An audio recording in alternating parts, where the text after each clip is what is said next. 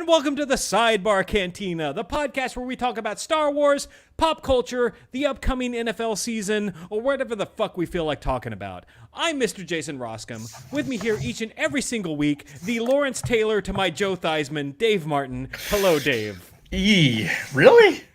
All right. I mean, I had to pick something. I'll snap your shit. That Which, by the way, I mean, as I was researching this bit, I immediately had Joe Theismann in my head, and I'm like, okay, who made the tackle on Joe Theismann for the, the famous injury? Right. And I had no idea it was Lawrence Taylor. Like, I didn't realize those two played at the same time.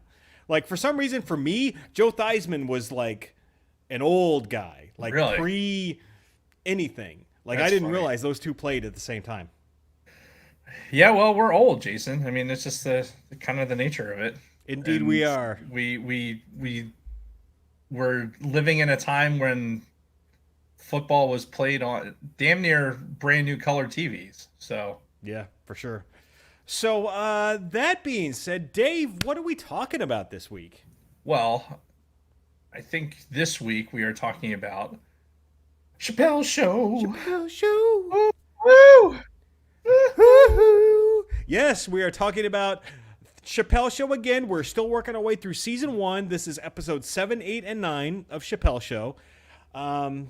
As you can see, based on our surroundings, if you're watching us on YouTube, if you're listening to the audio, might sound a little different, but you're like, what could possibly be different? Yeah. Well, we're doing this remotely because I am in somewhere Maryland, and I am on a work trip, so I am filming this remote from my hotel room. Dave is at home, and we're doing as we do. Vickers brings up a good point. I'm on the wrong side of the picture. Oh, that's right. Yeah, You're normally on the opposite side on the YouTube, so everything's all fucked up. So, So hold your phone. If you're watching this on your phone, hold it upside down, and you'll be right as rain. right. I'm glad he picked that up. I didn't even notice it till I moved my screen over so that I'm looking at you centered as Yeah. opposed to kind of looking off to the side. But Yeah, but I mean, this is what happens. We're in career fields where we do tend to travel sometimes, and sometimes we've got to do this remote. So, word. yeah, Thank God for the technology that we can. Dragon Buddy started. Thank God we have this level of technology where we can still do the show. Speaking of technology, you know who's really on the up and up as far as technology goes? The Red 5 Network. The Red 5 Network? Yeah. Nice. Whose haircut? or lack of haircut? Right. It does look Anyway. a little extra. It looks different. Okay. It does All look right. different, but we'll talk about that later. Okay. Tell us about the Red 5 Network, Dave. The Red 5 Network. Fuck. Really, man? We're part of the Red 5 Network. Jesus I don't know. Christ. I'm fucking tired. Look, we'll have a lot to say about the Red 5 Network at the end of the show, but you can go to red5network.com. You can see all of the shows that are on the Red 5 Network. Which there are a lot of. There are a lot of. And we actually, courtesy of Luna Girl's amazing connections to the Red 5 Network, we got some stickers from the Scarif podcast. Oh, sweet. So Do you have one for me? I have yours, Mr. I don't want stickers. There's the other one. Yeah. So yes, we have stickers. Hooray! I love stickers. Scarif podcast, the Escape Pod, which I believe you were on. Yes. Which is also part of the Red 5 Network. If And you of wanna course, talk good about friends that. of ours, Don and Brady. Good friends of the shows for a long time, even pre-Red 5 Network. I was on their show. Technically, we were both supposed to be on their show last week, but Yes. Dave decided he had more important things to do, so it was just me. But you know what? I represented the Sidebar Cantina very well, and apparently they've been getting a lot of good reviews on that episode. That's so. good. That's good. I knew you could handle yourself. Listen, it is legendary the amount of extracurricular activities I'm involved in, and unfortunately, that particular night, there was a mandatory formation, and in order to do and participate in the philanthropic things that I like to do, sometimes that's what occurs. So Yeah, it is what it is, and I you can only be so many places at any given time.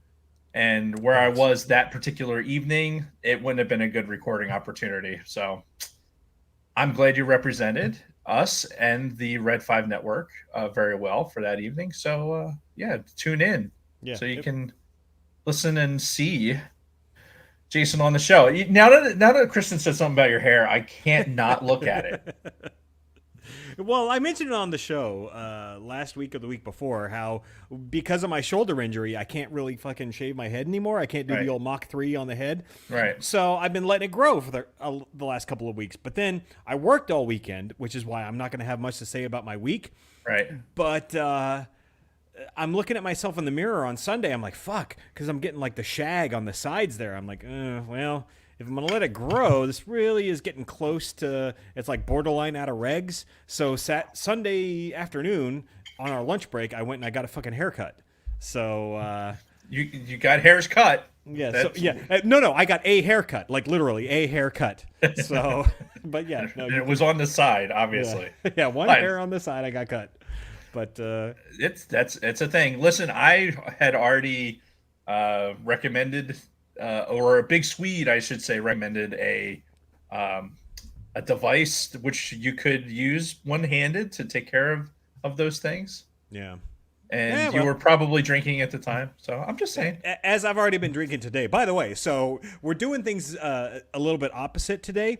Normally, I start off the show sober, and then Right. I work my way to getting like lit by the end of Right. the show. I started off the show today pretty fucking drunk because I had like 8.5 IPAs before I started the show because again I'm on the road and that's what you do. So I'm drunk now, and hopefully I sober up as we progress through the show.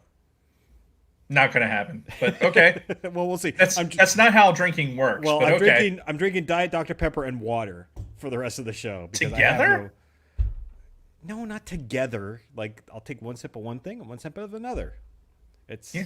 You know what's weird? We haven't done remote in a while, right? So I'm Mm-hmm. like, don't know what to do with my hands. No, it's everything is like It's like mirror inverted, Yeah. or no, it's not mirror inverted. So like I'm moving this hand. It's like weird. I don't know. If it looks like I'm disoriented, it's probably because I am, and it's not because I just started drinking, so I don't have the problem that Jason has. right. So, all right. We actually have a secondary topic that we're going to talk about here in a few minutes. But before we do, we have a segment that we do Yes. every week on the show called This or That, Yes, we do. where our social media director, Luna Girl, puts up a poll on our Instagram. And what is our Instagram, Dave? At the Sidebar Cantina. Right. And she gives you two options. You pick one of the two options, and we go over the results here on the show. This I'm week, gonna open obviously, up this or that on the Discord channel. That way I can follow along. I wasn't talking or anything. No, you weren't. That's why I just said I wanted to say something about the Discord before we launched into this, so that if Okay. you wanted to follow along with the shenanigans and aren't already a part of our Facebook group, the Sidebar Cantina, you should become part of this new thing called Discord or Yeah. A new thing. It's very new technology. Discord? Is it Discord? I don't know. Some newfangled technology. Yeah. But yeah, you can follow along with the depravity. What's funny about this new technology, right, is that with having various channels, like it's not just one stream of consciousness, so you can actually like post something like, hey, this is what we're reading, or here's some space shit, and whatever. Mhm.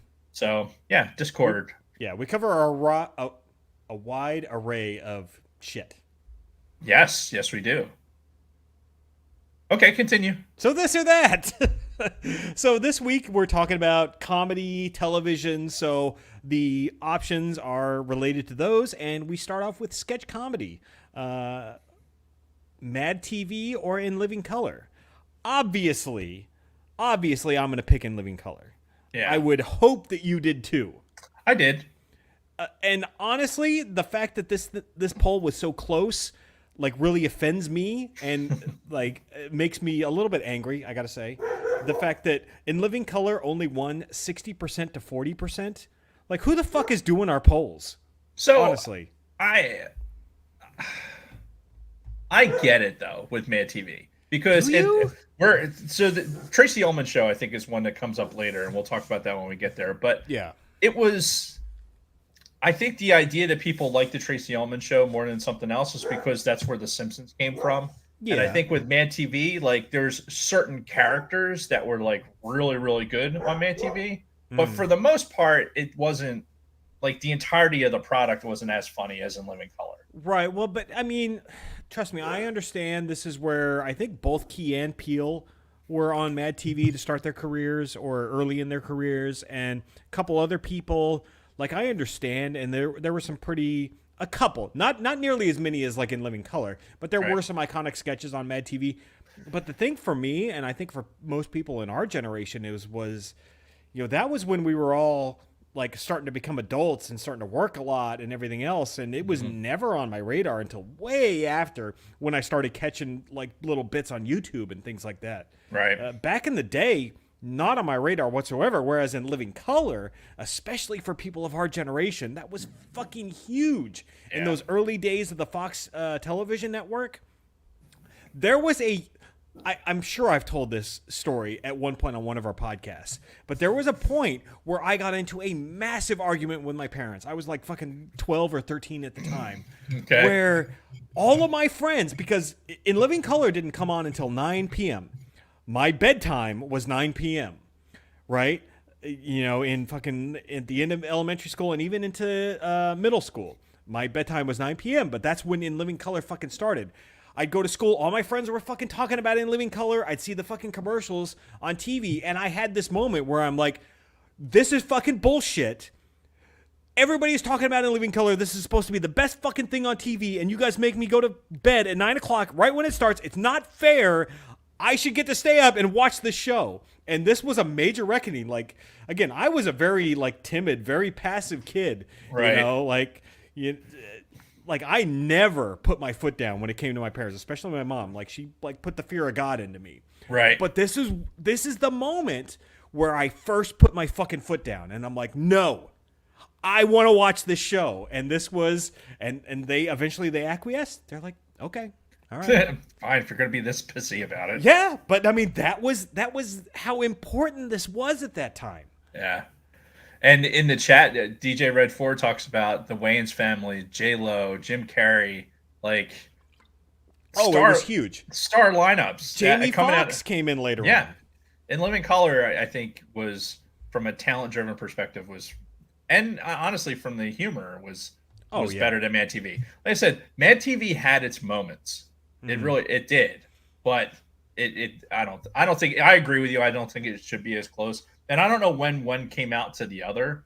Like, what was Mad Living TV Color on? Like, came out almost a decade before fucking and Mad TV. So there's probably some generational gap that's there as well. Yeah. All right. So anyway, the next one that we had was Inside Amy Schumer versus Tim and Eric Awesome Show. Personally, I've never seen either of these, but I picked the Tim and Eric because I fucking hate Amy Schumer. So anytime I get a chance to vote against her, I'll take it. I've seen a little bit of the Tim and Eric show, and I've never seen a minute of Amy Schumer. You know what's sad is that Amy Schumer's stand-up when she first came up, I actually enjoyed. And then it just it just was awful. It's like there was too much of herself going into it, and it just was like, it just wasn't funny anymore. Yeah. So, yeah, Inside Amy Schumer. I mean, somebody she had a kid. I'm sure more than one person was, but that's beside the point. All right, the next one is because she said that doesn't mean that was actually happening. That's all she ever said. That was the whole thing about her bits. Like, every fucking joke was some kind of fucking, I'm a slut. That was basically every punchline. Yeah. I would think her stand-up. It's one of those where if you have to talk about being a slut so much, you're probably a virgin at 24. So anyway. Yeah, I don't know. She's fucking annoying though. So we have Portlandia versus the Tracy Ullman Show. I've never seen Portlandia, but I've heard a lot of good things about it. Really? Never seen it at all. So I voted for Tracy Ullman because, again, we're talking the early days of the Fox television network. Tracy Ullman, that's where The Simpsons started and everything else. So I'm more familiar with it. Tracy Ullman's show sucked.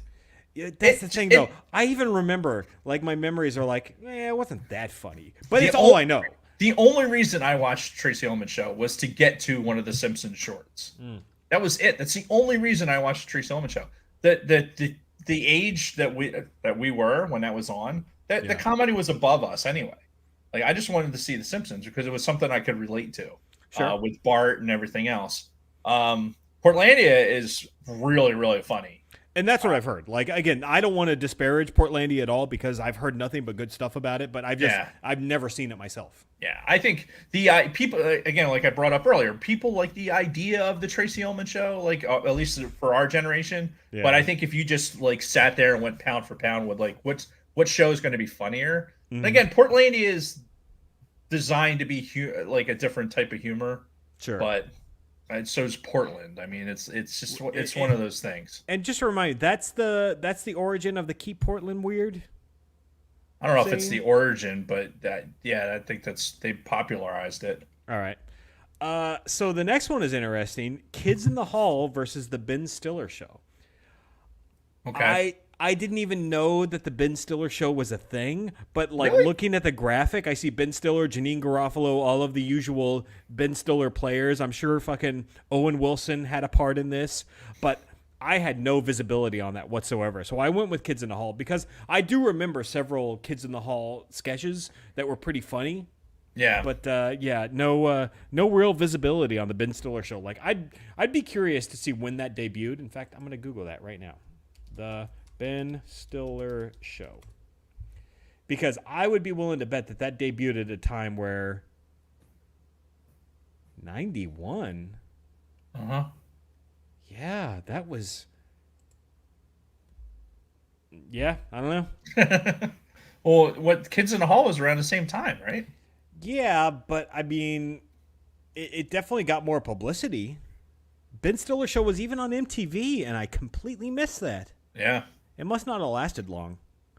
But I do remember the Kids in the Hall. I remember several Kids in the Hall skits. I think that I forget what I actually voted for here. I probably voted for Kids in the Hall, but the Ben Stiller Show, I think, had its roots with a lot of these comedians, like these young comedians that were working kind of like doing sketch comedy, doing some what the hell was that called? What was that called? Shit. I can't think of it. Ad-libbing, like type thing. Mm-hmm. There's a term for it in theater. Anyway. Impromptu? Yes, improv. Thank you. Yeah. So I think it was funny, but I don't think that I watched it as much as I saw Kings in the Hall. Kings? Kids. Kings in the Hall, yeah. Jesus Christ. All Two right. sips of this rocket fuel, man. I'm fucking... Oh, is that what you're drinking?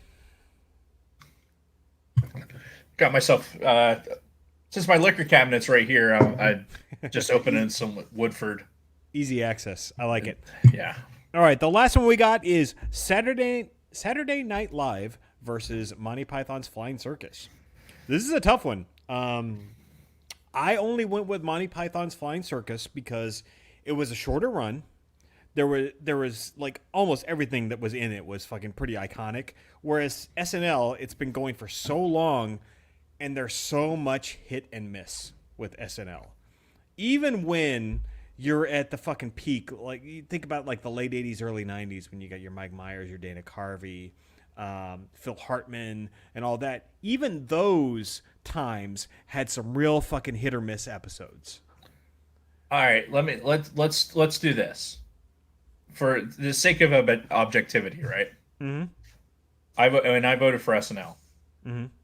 How many movies came out of Monty Python? At least 3 that I can think of off the top of my head. 3, 4, I think. They had their albums. Again, we're talking about generationally, right? Where the days in early SNL, comedians were releasing vinyl, and Monty Python was putting full sketches out on vinyl, right? Right. Me personally, as I'm sitting here, I look at like Wayne's World, Coneheads, other movies. I had something. There's dozens of like SNL based movies out Yeah, there. and I think that from a generational standpoint, I think look, we're huge Monty Python fans, right? Oh yeah, We've done shows about it and everything else. Like I will fly their flag. But I think, Brian. but if I had to if I had to choose between the two of them, I think SNL probably provides more content, and so the percentages are lean way more towards them Sure, than necessarily Monty Python. Again, it's not really a fair kind of thing to but that's a decide. quantity versus a quality Well, I think thing. you have, yeah, yeah. I mean, I guess, Yeah. Yeah, no, and a good argument can be made for both. Trust me, SNL has had a long line of really good sketches, and again, other properties that came from their sketches, movies, and whatnot. But I would, and it's one of those things too, where SNL without SNL, In Living Color is not popular. Without SNL, a lot of these comedians don't come up because the whole idea of this sketch comedy thing with the musical interlude, like that was SNL started that, and then In Living Color kind of picked it up. They went and they turned it to a different like wavelength because of the stuff that they get away with on Fox at the time, right? yeah, and there was much more of a racial aspect to In Living Color. You got to remember, it Right. was a black run. Like Keenan Ivory Wayans was the producer and the creator, and it was much more from the perspective of the black community. Whereas SNL for the longest time was predominantly a bunch of white actors and everything Right. else. Unless You'd your name have was Eddie Murphy or right, you'd have your Eddie Murphy sprinkled in, and everyone's Yeah. everything else. But Chris it Rock. was very culturally different. Yeah. But anyway, I think I forgot a lot of the percentages as we were going along. So backtracking real quick, Tim and Eric won 68% over Amy Schumer's 32%. Tracy Olmen won 57% to Portlandia's him 43%. Tim. Kids in the Hall won 60% to Ben Stiller's 40%. And SNL only won 56% to Monty Python's 44%. And you know what? With our demographic, that doesn't surprise me at all. It really Yeah. doesn't, because Monty Python is the tits. I mean, it just is. But again, we have to choose between one or the other. And I think depending on how you feel at the moment, that's how you could do. Yeah. And I'm looking at the Discord chat right now. Got Bill Murray stuff. Got Eddie Murphy as Santa. There's a lot of good stuff. Trust me, yeah, there is a ton of good stuff out there. So don't get it twisted. Like, we're not shitting on SNL at all. Or Monty Python at all. Indeed. What's with the wrestling shit? Anyway. Yeah. All right. So before we get into anything else, even before we get into our weeks, there's something that we have to address today. Something. Your hair? No, not my hair. Something that I don't know how the fuck we missed it. And I'm so disappointed in myself. I'm so disappointed in you. I'm disappointed in Luna Girl. I'm disappointed in all of our listeners and followers. Right. Today, August 23rd, the day that we're recording this, is the 30th anniversary of the release of the Super Nintendo in the United States. How the fuck did we miss this? I know why. I know why I missed All right, it. Dave, you. Because I didn't have one. Really? I didn't have a Super Nintendo. Never. All your time growing up, you never had a Super Nintendo? Nope. Never had one. In fact, as we were talking about this at work right before we were leaving, because they were asking about what we're doing over the pod, and I think Vickers was in the same boat as me. I had an NES, and then my next gaming console was a PS1. Oh, okay. Like, so you skipped that whole generation. That whole I never owned an NES aside from the remake that Nintendo put out. The classic, the SNES classic. Yeah. What was that? Oh, anyway. Probably right motorcycles next door. Yeah, it's definitely motorcycles. Sorry. Okay. Squirrel. Yeah, no, I never had I never had a Super Nintendo, and I never had an N64. I never had a GameCube. Like, I didn't have any of those systems. I went I had gotten a PS1, I think. Geez, when did PS1 come out? 96. Yeah, I Like probably into 96. yeah, when I got in the military is probably when I had a PS1 Yeah. and yeah, and then I went from there. I went PS1, PS2, Xbox 360, and then Xbox into, for the rest of it. Yeah. So yeah, for me, it wasn't on my radar because I never had it. Yeah. But for The me, Nintendo. yeah, it was definitely on my radar because I was a huge NES fan, obviously. And I wanted a Super Nintendo for the longest time. And the only way I ever got one was I made a deal with my mom where I think this was the summer after my freshman year of high school. My mom started working. She started working as a pharmacy technician. And she, had to work a whole summer. And my siblings were still pretty young. And she's like, you gotta watch your brother and sister this whole fucking summer. This was, again, the summer after my freshman year. And I'm like, okay, I'll do it. Again, this was after my whole In Living Color, stand that I made. Right. Where I'm like, all right, I'll watch them the entire summer. Every single day. I'll make sure they're fed. I'll make sure that they're, taken care of. I'll make sure that they don't fucking kill themselves. I'll make sure that the house doesn't burn down. But at the end of this summer, you have to buy me a Super Nintendo. And she's like, all right. So that's how I got my Super Nintendo, was after the summer. I think this was 92. Yeah, the summer of 92, because it had already been out at that point. I got myself a Super Nintendo because I watched my brother and sister the entire summer. Dude, she made out big on that deal. Think about how much. So? Think of how much. I mean, you talk about childcare costs, sure. Yeah, from a child car, I think about how much money Kathy and I had to spend because we both worked. When I was active duty, especially, we were both working, so we had to pay for, the kids to be in daycare throughout the entire year. Even when they started school, we still had to worry about summer programs and everything else. So that was for what the cost. She made out exponentially well on that. Yeah. Yeah, no, but I still specifically remember cutting that deal with my mom to get a Super Nintendo, and I got one.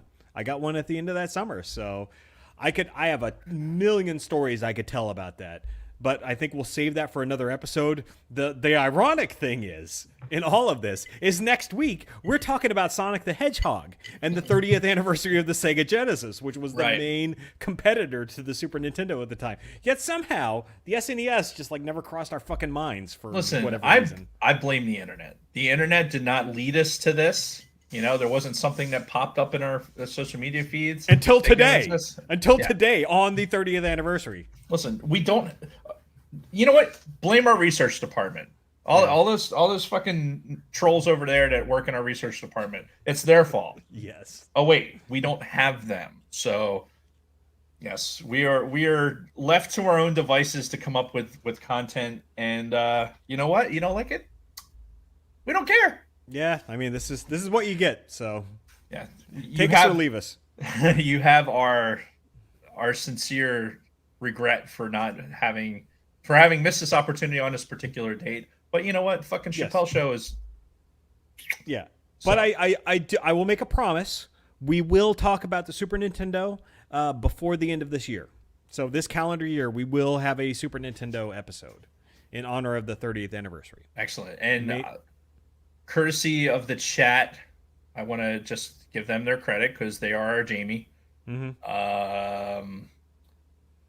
The PS1 was released September 9th, 1995. 95.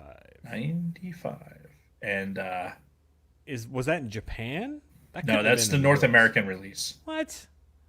According to Scott from the Using Views podcast, another part of the Red 5 network, mm-hmm. And DJ Red 4 actually had posted something in here as well to give us these dates. Japanese release date was December 3rd, 1994. North American release 94. North American release date was September 9th, 1995. But let's be honest, nobody gave a shit about the PlayStation until it was announced that Final Fantasy VII was going to the PlayStation, a topic for another time. Yeah, okay. In the interim, why don't we talk about our weeks, Dave? Sure. So for me, I don't have a lot because I worked all weekend. I already talked about my appearance on the Escape Pod. Go check that out. They got high accolades, probably because I was the guest. Other than that, this is more of just a discussion topic between me and Dave, and it's at what point do you kind of become an asshole, and do you stop letting things go and you start kind of being tough on close family members? Because I've had an incident recently where, and it's not even recently, this is something that's been building for several years for a very, very, very close relative of mine. I'm not going to get into too many details, but somebody that I've been extremely close with for my majority of my life has been making very poor decisions over, the past 10, 15 years, to the point where now their shitty decisions have been fucking up their own lives, but not only their lives, but the lives of their kids, who I am also very close to. And I am to a point now where I'm having to restrain myself from calling this person and being like, what the fuck is wrong with you? And I don't know. I'm really at this point now where I know it's not going to do anything because this person is just going to get defensive. But at the same time, you're not only are you ruining your own life with your shitty decisions, you're now ruining the lives of your kids. So, listen, any answer is going to have certain, any action is going to have a certain reaction, right? So if you have to decide whether or not it's worth that. Is it worth bringing it up? Is it actually going to change their behavior? Right. Which in this case, I'm sure it's not. So, and if that's the case, then by bringing it up, are you just doing it to make yourself feel better? Because now you don't have to now you be like, well, at least I told him not to do that. Right. Or is it that it's actually going to be actionable, right? Where it's like, I'm going to give you, I'm going to tell you you're fucking up, and I'm going to give you a better course of action where things could get better. Yeah. Because really, listen, man, we're at a point where you really have to control your controllables. You have to, these are the things within your sphere of influence, and that needs to start with your wife, your kids, and then move out from there. Yeah. Well, I'm not having to move much outside of that circle. I'll just say that. Fair enough. But even with that, it's if that's where the radius is, then it's like, okay, am I going to be able to have a measurable change in this behavior? And if so, great. But then you have to deal with the maintenance of that, right? It's one of those where if you're going to put that out there, then you have to be prepared to have the follow through of that. Otherwise, it's just going to bother you, yeah. Right? But you're like, so listen, I battle these demons all the time with things, and you're aware of my family situations and the shenanigans.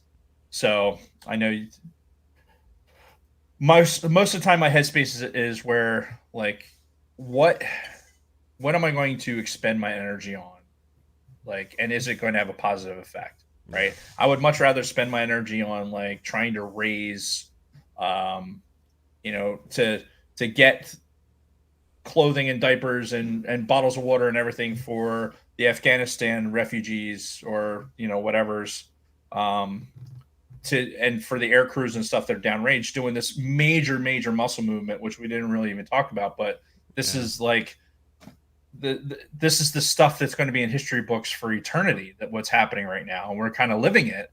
Yeah. And I'm seeing it directly. So how can I'd rather, instead of pounding my face into something that I know I can't change, I'd rather put that energy towards something that I can change. Yeah. Because I think at the end of the day, I'll have less stress. But that's it's just this. It's this thing where I'm to the point now where these kids that I talked about that are now, their lives are being affected, where I'm ready to open up my home to them and be like, come here, you will get away from all of this bullshit that you've been having to deal with for most of your lives. Right. Come to my house, let me provide a good place for you and everything else. And to your parent, who has been royally fucking up their lives and your life, I'm ready to, because up to this point I've tolerated it and I've just not said anything Right. for years and years and years, and I'm ready to like fucking unleash on this person. Like, you fucking piece of shit, how the fuck can you do this to yourself? And honestly, I don't give a fuck what you do to yourself at this point. You do you, but you're ruining 3 young fucking lives because of your fucking shitty decisions and your demons and everything else. Oh God. And I don't know. Like, I had this point last night where I was like, I had a text message all written out and I'm like, you fucking piece of trash. How fucking dare you? And I didn't do it. Yeah. And that's good, right? Because I think at our advanced age, anything that's done kind of that knee-jerk reaction where you really want to I'm going to give you the knife hand. Here it is. Mm-hmm. And it's going to come at you quickly. Have that. I've done the same thing. I've had shit typed out and I've saved it in my notepad and then, okay, I'm going to sleep on this. Yeah. Because whatever I'm pissed off about tonight, if I'm still this pissed off about it tomorrow, then I'm sorry. What? It's exclusive for the YouTube audience. Yeah, I mean, what? Because you didn't travel with one of your signs? There's no fucking notepads around here. Is that what you were looking for? Yes. All right, I was looking for a notepad and a pin. All right. But anyway, yeah, that's really my week. I'm just dealing with family drama, and I'm trying to figure out how to deal with this person. And like the only thing I can think of is just fucking either text or call this person and be like, "What the fuck is wrong with you?" Yeah. Like I said, it's one of those where you have to, if you're like me, right? And at any given time, my brain is like every core of my processor is operating towards like, here's this input. I'm going to play out every possible response to that and try and pick the one that's most favorable. Mm-hmm. And this is why I'm tired all the fucking time, because this is what my brain is doing all the time. Yeah, you just have to be cognizant of that. And if you're going to send something or, I think Luna Girl brought up in the chat, some things should never be sent in writing because then, it could be used against you for propaganda purposes, It's fair. So sometimes a phone call or face-to-face might have to be. But anyway, yeah, dude, believe me, I'm 100% I know exactly what you're going through. And it's tough. It's just a matter of how much bullshit you're willing to deal with, not only with this particular person, but the aftermath of whatever it is your decision's going to be. Yeah, and again, this is something I've been observing and hearing about and witnessing for over a decade now, and it's gotten to a point where it's like I'm ready to confront this person myself and not just tolerate it. But regardless, anyway, that's it. That's my week. That and a lot of work. So, what about you? Yeah, so I put it in the notes like this, and I kind of alluded to it with the stuff that's kind of going on in the world right now. I work in a place where they're having a direct impact on what's going on with, getting people, providing hope to these people coming out of Afghanistan. There's a lot of things happening. This is not going to be over anytime soon. Mm. So my recommendation to help with this madness, and for those who kind of feel that aren't as connected as we are to it, then that can provide some sort of direct action. Go find your local American Legion or a VFW or one of those places. They're most likely going to be taking donations for things that are desperately in need. Yeah, and that's going to ramp up as more and more time goes on. Yeah, you can have a direct impact on people that are being evacuated from a hostile environment, that are seeking, to have this dramatic change in their life and leaving so much behind. You can help. I sound like one of those commercials with the actor or only you for 35 cents a day. Flies in their eyes and shit. Sally Struthers. Anyway, Yeah, so it's just been crazy. Like the past week and really like ramped through the weekend. Um even still. So Friday I made a deliberate effort when I left work on Friday. I was like, you know what? I am not I'm not active duty anymore. I'm going to unless somebody contacts me directly for something, I'm going to step away from this and do what I have to do for the weekend and then come back to it on Monday and catch up. So, um, Luna Girl is asking, is there an address for this drop off location? That's going to be very particular to where you are, and I can do some research on that. I'm going to watch Jason piss himself. It's fucking great. Dude, I'm about to just get up and go, like, while you're talking. So, so go. Like I don't. um. Yeah. I don't know how to take Jason's message off of the banner. It's really funny. I'm gonna go ahead and hide that. Uh, yeah. Welcome to the portion of the show where Jason goes to the bathroom. Bronco Fett was saying his local VFW is doing stuff. I actually for uh, again because I have like my ears directly to the ground on this. I reached out to through my American Legion post that I belong to, and I'm kind of coordinating an effort to get stuff to the up to the base because I go to the base every day. So if there's a coordinated drop off thing, you know, I'm I want to be able to help. This is a way I can help. But yeah, it's uh, yeah the American Legions, VFWs, the USOs, they're all doing something to help.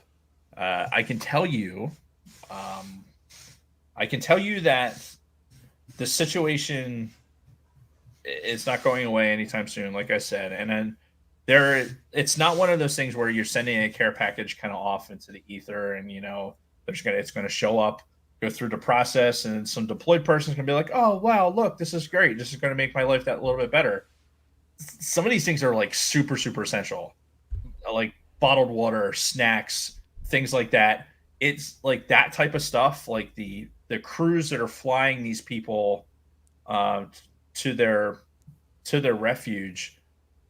They need these things. They're like the infrastructure that we're leaving from, where there's so much activity that it's just overwhelmed. So I'm sure there's monetary donations that you can make to these organizations. I'm not saying do not send them to me. Yeah. uh, but you know, get in contact with your local organizations Yeah, and I do that. guarantee about a week or two from now, you're going to be hearing this a lot more. You're going to be Mm-hmm. hearing a lot more about, the need for donations We are and we all are this. This we is are just the at start. yeah we are at the infancy of this right now. Yeah. So so I talked about how when I left work on Friday that I was going to not focus on work and do things at home, right? So I left Friday. I left from work, did a bunch of work at the lodge, stuff that I need to get caught up on. So I banged that out because Kathy was doing something else, and I woke up Saturday with the fucking migraine. Hmm. Uh, Probably one of the worst migraines I've had in probably 5 years. The problem with that is that I had to go to the lodge to let in a renter, right? So I when I got out of bed and this I had this intensity of this migraine, and I'm like, all right, take normal medicine that I can drive with, and take that, and then okay, get in the car, start heading over to the lodge, and it was I couldn't see, like my eyes wouldn't focus. So if you know when your pupils are dilated and you can't really focus, your eyes won't focus on anything. Well, That's how it because you're so was, light sensitive and everything, and dude. It was I legitimately I could not focus on the steering wheel of the car, let alone anything that was on the outside of it. holy And I thought, fuck. I'm like, oh man, I'm just a little sleepy. I'll rub my eyes and fucking it'll come back, right? Didn't come back. Hmm. So I'm like, fuck. So I get to the place, let them in, get back to the house, and I just started a new medication. Took said medication, and it put me to sleep. Really? And it got a little bit better after that. But that was like basically it took me out all day Saturday. I couldn't do shit. And then Sunday, I was still feeling the effects of the migraine from the day before. So I didn't really get a lot done this weekend, unfortunately. And with after a busy work week, you really need to get that time to like feel like you're caught up on stuff. Oh yeah. Kathy did all kinds of shit. She painted steps and fucking like she had all kinds of stuff going on, and I couldn't do shit. It was awful. So yeah, I'm looking forward to that week being behind me and going into this week with a renewed sense of purpose, I guess. Well, here's hoping. Yeah. So is that it for your week? That's it for my week. All right. Do you need a break or anything? No, I'm good. Get into our main topic. All right. Well, that being said, let's get into that main topic. So we're continuing with Chappelle's show. So we're still on season 1, and we're going through episodes 7, 8, and 9. Now, I know last time we talked about Chappelle's show, it was a majority of the sketches were still pretty favorable, but we did have a few duds here and there. Right. And I'm curious what your perception is after rewatching these episodes as far as good sketches versus duds, because I've got some opinions myself. Yeah, and we'll get into those. I can tell you I rewatched these last night. Mm-hmm. Kathy was watching some show in Spanish, some drama show that's on Netflix. She's watching it in Spanish. Telemundo estamos estreno. I forgot that was the thing. Lunar Girl, you need to add to the drinking game. If we say anything about Spanish and Jason sings the song, you have to drink. The Telemundo song. Yeah, I would apparently. Yes. Anyway, yeah, there were a couple like the funny ones were fucking great. The rest of it was very, I'm playing my Sudoku game, and this is kind of on in the background. Yeah. So, and we'll go through it. So we'll start with episode 7.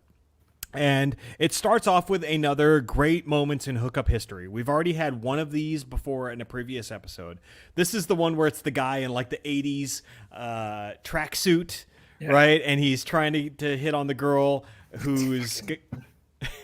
oh yeah, he's got the shaved sides, the shaved side, and the top head, yeah. And he's going after the girl who's got the two friends, right? The two defenders, right? Because again, all of these are done in like an NFL Films style of presentation, where it's like, and then it was the last quarter, and James knew that this was his last chance to make a goal. Right, he's got the cherry, and he's like licking the cherry, provocatively. And of course, it was the girl and who had her two friends with her. And, it was him trying to break through that defense, the two girls, to get to the girl that he was after. And of course, there was... They'd had so many effective cock blocks, up until this point. Yeah, like 17 cock blocks up to this point. Right. And, they made a joke that probably would not fly today. And this is something you see a lot as you watch Chappelle's show. It's jokes that wouldn't, in today's PC crowd, they'd never stand the test of time. Where there's a lot of fat jokes about her two friends, because he's like, "Oh, you want to come back to my house and everything?" And they're like, "No, she ain't going to your house." And he's like, "Well, I got pizza there." And they're like, "Oh, let's go." Pizza and weed. Pizza and weed. Yeah. So playing on his own stereotype. Yeah. So like fat and racial stereotypes. Yeah. And it's like, ooh, man, I don't know. Look, if we're being honest here, 98% of Chappelle's show, like the 2 DVD season set, 98% of that shit would never make it on TV. Yeah. It just wouldn't. I mean, the fact that we're even able to stream this on Netflix right now is we are lucky that we can actually still watch this. For sure. So, I thought this was a decent episode. I think the previous, great hookup or great moments in hookup history was better, but this one was okay. But the best part about this one was where they had a behind the scenes footage where Dave Chappelle afterwards, when he's talking to the crowd, he talked about how he loved that fucking suit that he was in, and he showed some. He was way in character with it. Yeah. He was in character in the whole thing, and then it shows him like cleaning up the set afterwards, like dancing around in that fucking tracksuit. With the tracksuit, and he had like the broom with the monofilament on it, so it looks like the broom's floating around and shit. Yeah. So I thought that was the best part of this whole sketch. Then we start getting into a recurring segment that we see over the next few episodes, and this is something that I've always really enjoyed, still enjoy him to this day, is the real movies perspective, where he's like, how movies are very unrealistic, and what would happen if these movies happen in real life, right? Right. And the first one that he talked about was The Matrix. So, a little caveat to all of this. When I rewatched these episodes a couple of nights ago, Kristen watched them with me, and she had never seen any of these before. So, when it came to the one with The Matrix, even though she couldn't really remember The Matrix, she's seen it before, but she doesn't really remember much from it because we saw it back in 99 and she never saw it again after that. But when fucking the guy who plays Keanu's character picks up the phone and the Keanu impression that he does, hello? Morpheus? She laughed like so hard during that. And I think this whole, pretty much every one of these real movie sketches was actually really funny. Yeah, and the Matrix one was great, where he's, they're recreating the scene where he's going through the office and everything. Yeah. And then, of course, he gets to There's the a end. black man at the end of the hall. Morpheus? Psych! I just needed a stapler. So that was, I thought that was hilarious.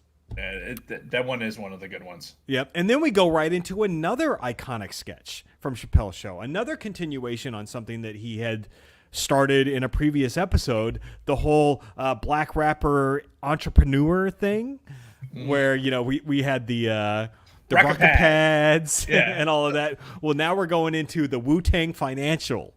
And we had this whole Wu-Tang Clan ain't nothing to fuck with. Look, sidebar on this, right? So when I'm driving the lodge, I go through this town. Like Jason will recognize it. It's called Haddonfield, right? Yeah, I live pretty close to there. Yeah, and when you drive through Haddonfield, it's all of like these. It's a town that's been around since the late 17th century. It's a lot of there's a lot of old money in this town. Doctors, lawyers, just just a highfalutin area. So as I make the turn off at Kings Highway and head down one of these side roads, there's one of these houses, right? One of these houses where you picture it's probably this like extremely waspy, white woman's out tending the garden or whatever, and they have a yard sign set up, it looks like an election yard sign, and it says Wu-Tang Forever.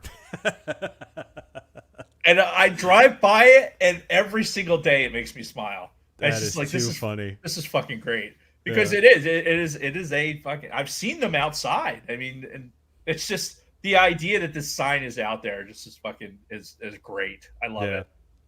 You need to diversify your bonds inward. Yeah. Yeah. No, the Wu-Tang Financial, classic Chappelle Show sketch, and we get a payoff in season 2. We go back to this a little bit, and we'll talk about that when we start getting into season 2. Moving on, we go to another. This is all still the same episode. We go into another real movie sketch. This time, Pretty Woman, where it's the Julia Roberts character, where she's going on this monologue about how she became a prostitute and everything. Right. And then afterwards, the guy who's playing Richard Gere is like, "Okay, you need to get the fuck out of here." And I was sitting there and I'm watching it again. I'm waiting for. I knew the line was coming. I didn't know how far along in her diatribe she actually got before he said that. And I was just like, just fucking great. Yeah. I don't give a shit about Kit or any of this other bullshit you're saying. You gotta get the fuck out of here. Yeah. And you just watch him the whole time. He's just laying there with that grin on his face, just listening. As soon as there's a break, okay, you got to get the fuck out of here. And you know what? That girl, I don't remember ever seeing her on another Chappelle skit. No, but she's an actress who has done things. I think she even had a small, like, one season of In Living Color, if I'm not mistaken. Really? Yeah. So we'll have to look that up. Jamie, look Hey, that up. yeah, Jamie, what the fuck, dude? Get on this. Um, You should have already been on this while we were saying it. then we go into another like recurring sketch on Chappelle Show, and it's the Ask a Black Dude with Paul Mooney. We go into that because that's already been established, and we've already seen a couple of those. This time, they're focusing more on the first question was, why is the black guy the first person to always die in a movie? And he goes off on the Green Mile. He talks about the black guy in the Green Mile who dies at the end and all that. And of course, this had to have been pre-planned. There is no fucking way that they didn't at least tip off Paul Mooney about this, because he's like, I didn't like the Green Mile. I didn't like anybody who wrote that movie, which we all know the Green Mile was a short story by Stephen King. Yeah. The next fucking question was actually Stephen King asking, do black people want to be handled by black dentists and black undertakers and all of that? So, and they even wrote like Stephen King in the caption, Stephen King, author of The Green Mile, as the very next question. Yeah. Look, this is where for me, Paul Mooney it's less about, it's not him being funny. This is just him being just so fucking angry. Yeah. And it's raw, just like, it's just like, but he's not wrong with the whole Stephen King bit. It's like, I'm more freaked out about the fact that Stephen King asked a question like that. Like fucking, I never saw a white or a black dentist before. I never really thought about that shit. Yeah. That was fucking great. Mm-hmm. It's like, I got a horror movie for Stephen King. How about black people in school? How about that? How about black people with a brain? Yeah. So, no, that was good. Then we ended with a sketch that, quite frankly, we should appreciate. Coming from our Star Wars roots and everything else, we should appreciate on this show. And this was was it Frontline? I don't know if it was Frontline. No. It was Chuck Taylor. Right, Chuck Taylor, who we were introduced, Dave Chappelle playing a white reporter in the reparations episode. Well, Chuck Taylor's back, and they're talking about sex scandals, and it's basically sex scandals within like the Jedi Council, right? So it's they take it's a play on the whole Catholic sex scandals that's been going on, but now it was more like Jedi and their Padawans and everything. And you would think, at least for me, for a Star Wars guy and everything else, that this would be like perfect. But I gotta say, it really kind of fell flat for me. The whole sex scandal with Yoda and, the touching of the young Padawans and everything else. Although, so Yoda you need this skit, right? You need this skit to have Mace Windu, Samuel L. Jackson, fucking... Oh, I guess it's next season, right? With the fucking with the Samuel Jackson beer. Yeah, the Samuel Jackson beer. Yes, I hope they die, and I hope they burn in hell. Yes, you don't get that without this fucking skit. Yeah, and this is kind of the origins of that character. But I think overall the sketch really kind of fell flat, and it wasn't that funny, unfortunately. It wasn't. And it had all the elements, right? It had all the elements for what should have been a fucking hilarious sketch. Starting off with Chuck Taylor, right? The reporter played by Dave Chappelle. Yoda going to a press conference talking about, we had no idea that this was going on. And then you get the fucking B-roll footage, the behind the scenes, the secret recording of Yoda and the other Jedi, like talking about touching, young Padawans and sniffing fucking coke. Chuck Taylor's like, we have that video. Let's go ahead and play that video. Yeah. In the most white person voice ever. Mm-hmm. And then you got the best, the Yoda, like, good blow this is. Right? That did make me laugh out loud. Like for as much as I didn't necessarily enjoy the rest of it, there's a couple of good lines out of it. It's still sure. It's still funny. Yeah. But I mean, I think even that got played out because there was like 3 times where they kept passing the fucking coke back and forth and doing the blow. It's like, okay, we get it. Like, move on. Like, what else do you got here? Touching their nipples. Yeah. I think they I don't know. I think they just missed the mark on this sketch overall. And like they were playing on something that if you're sitting around the table, you're going to write a sketch of like how can we talk about the Catholic Church scandal in a way that we're not necessarily talking about it, but yet like, oh, what about the Jedi Council with all these Padawans and shit? There's had to have been some fucking funky shit going on there. Like, yeah, let's write about that. Yeah, and they went with it. Yeah, So, I don't think the writing was on point. Again, maybe in context of the time in 2003, maybe this was fucking hilarious. But yeah, watching it back now, it's just like, I see what you're trying. I see what you're trying to do, but I'm not there. So, hey, you know what? Maybe Chappelle just wanted to do a Yoda impression. He did, yeah. And of course, again, we got the introduction to the Samuel L. Jackson character, which we go to see in season 2 to great success. Moving into episode 8, we start off with another real movies moment. This one I've always fucking loved. He talks about Ghost. The movie Ghost, which we talked about this. This was last week or 2 weeks ago? A couple weeks ago, Ghost, I think. And my thoughts on the movie fucking Ghost and the soundtrack, and didn't like it at all. But the fucking Chappelle Show sketch I thought was great, where it starts off with the Demi Moore character, and then the Patrick Swayze goes, Molly, which is the same guy that did the Keanu Reeves in The Matrix. And then all of a sudden it's Dave Chappelle, Molly, your husband's clothes fit funny, girl. And she's like, well, they look better on you than they ever did on my husband. And he's dead, not me. Yeah. So immediately they go into making out and having sex and everything, and the ghost is watching them, and I see you. Yeah. Yeah. No. Yeah, you the ghost. You, the ghost. You like to watch, huh? And he's slapping her ass and everything, and just fucking hilarious. Love that. Chappelle Show is notorious for fully clothed sex scenes, by the way. Yeah. Oh, yeah. And Kristen got a good laugh out of that, even though she is a huge fan of Ghost. She thought that scene was pretty funny, too. Then we go back to Chappelle on stage, and he's like, I'm not the type of person to throw stones and not make fun of myself at the same time. So let's take a look at the real Half-Baked. Right, so if you're familiar with Half-Baked, their friend gets in trouble and goes to jail, and they have to sell weed to try to make his bail money. and this version was great. They're like, "Yeah, I don't want to do that. You want to smoke this weed? Yeah, let's." Yeah, Jim Brewer's in the background. Nah, man, I don't want to do that. Yeah, I love Jim Brewer. He's so fucking. I saw his stand up live, and I think we talked about it on the show, and just like that. That he looks like the perpetual stoner, man. He's goat man, shit. It's just the idea that he's like they got him for this little remake, doing the same exact fucking character. Mm-hmm. I mean, it's not acting at that point. This is obviously how he is.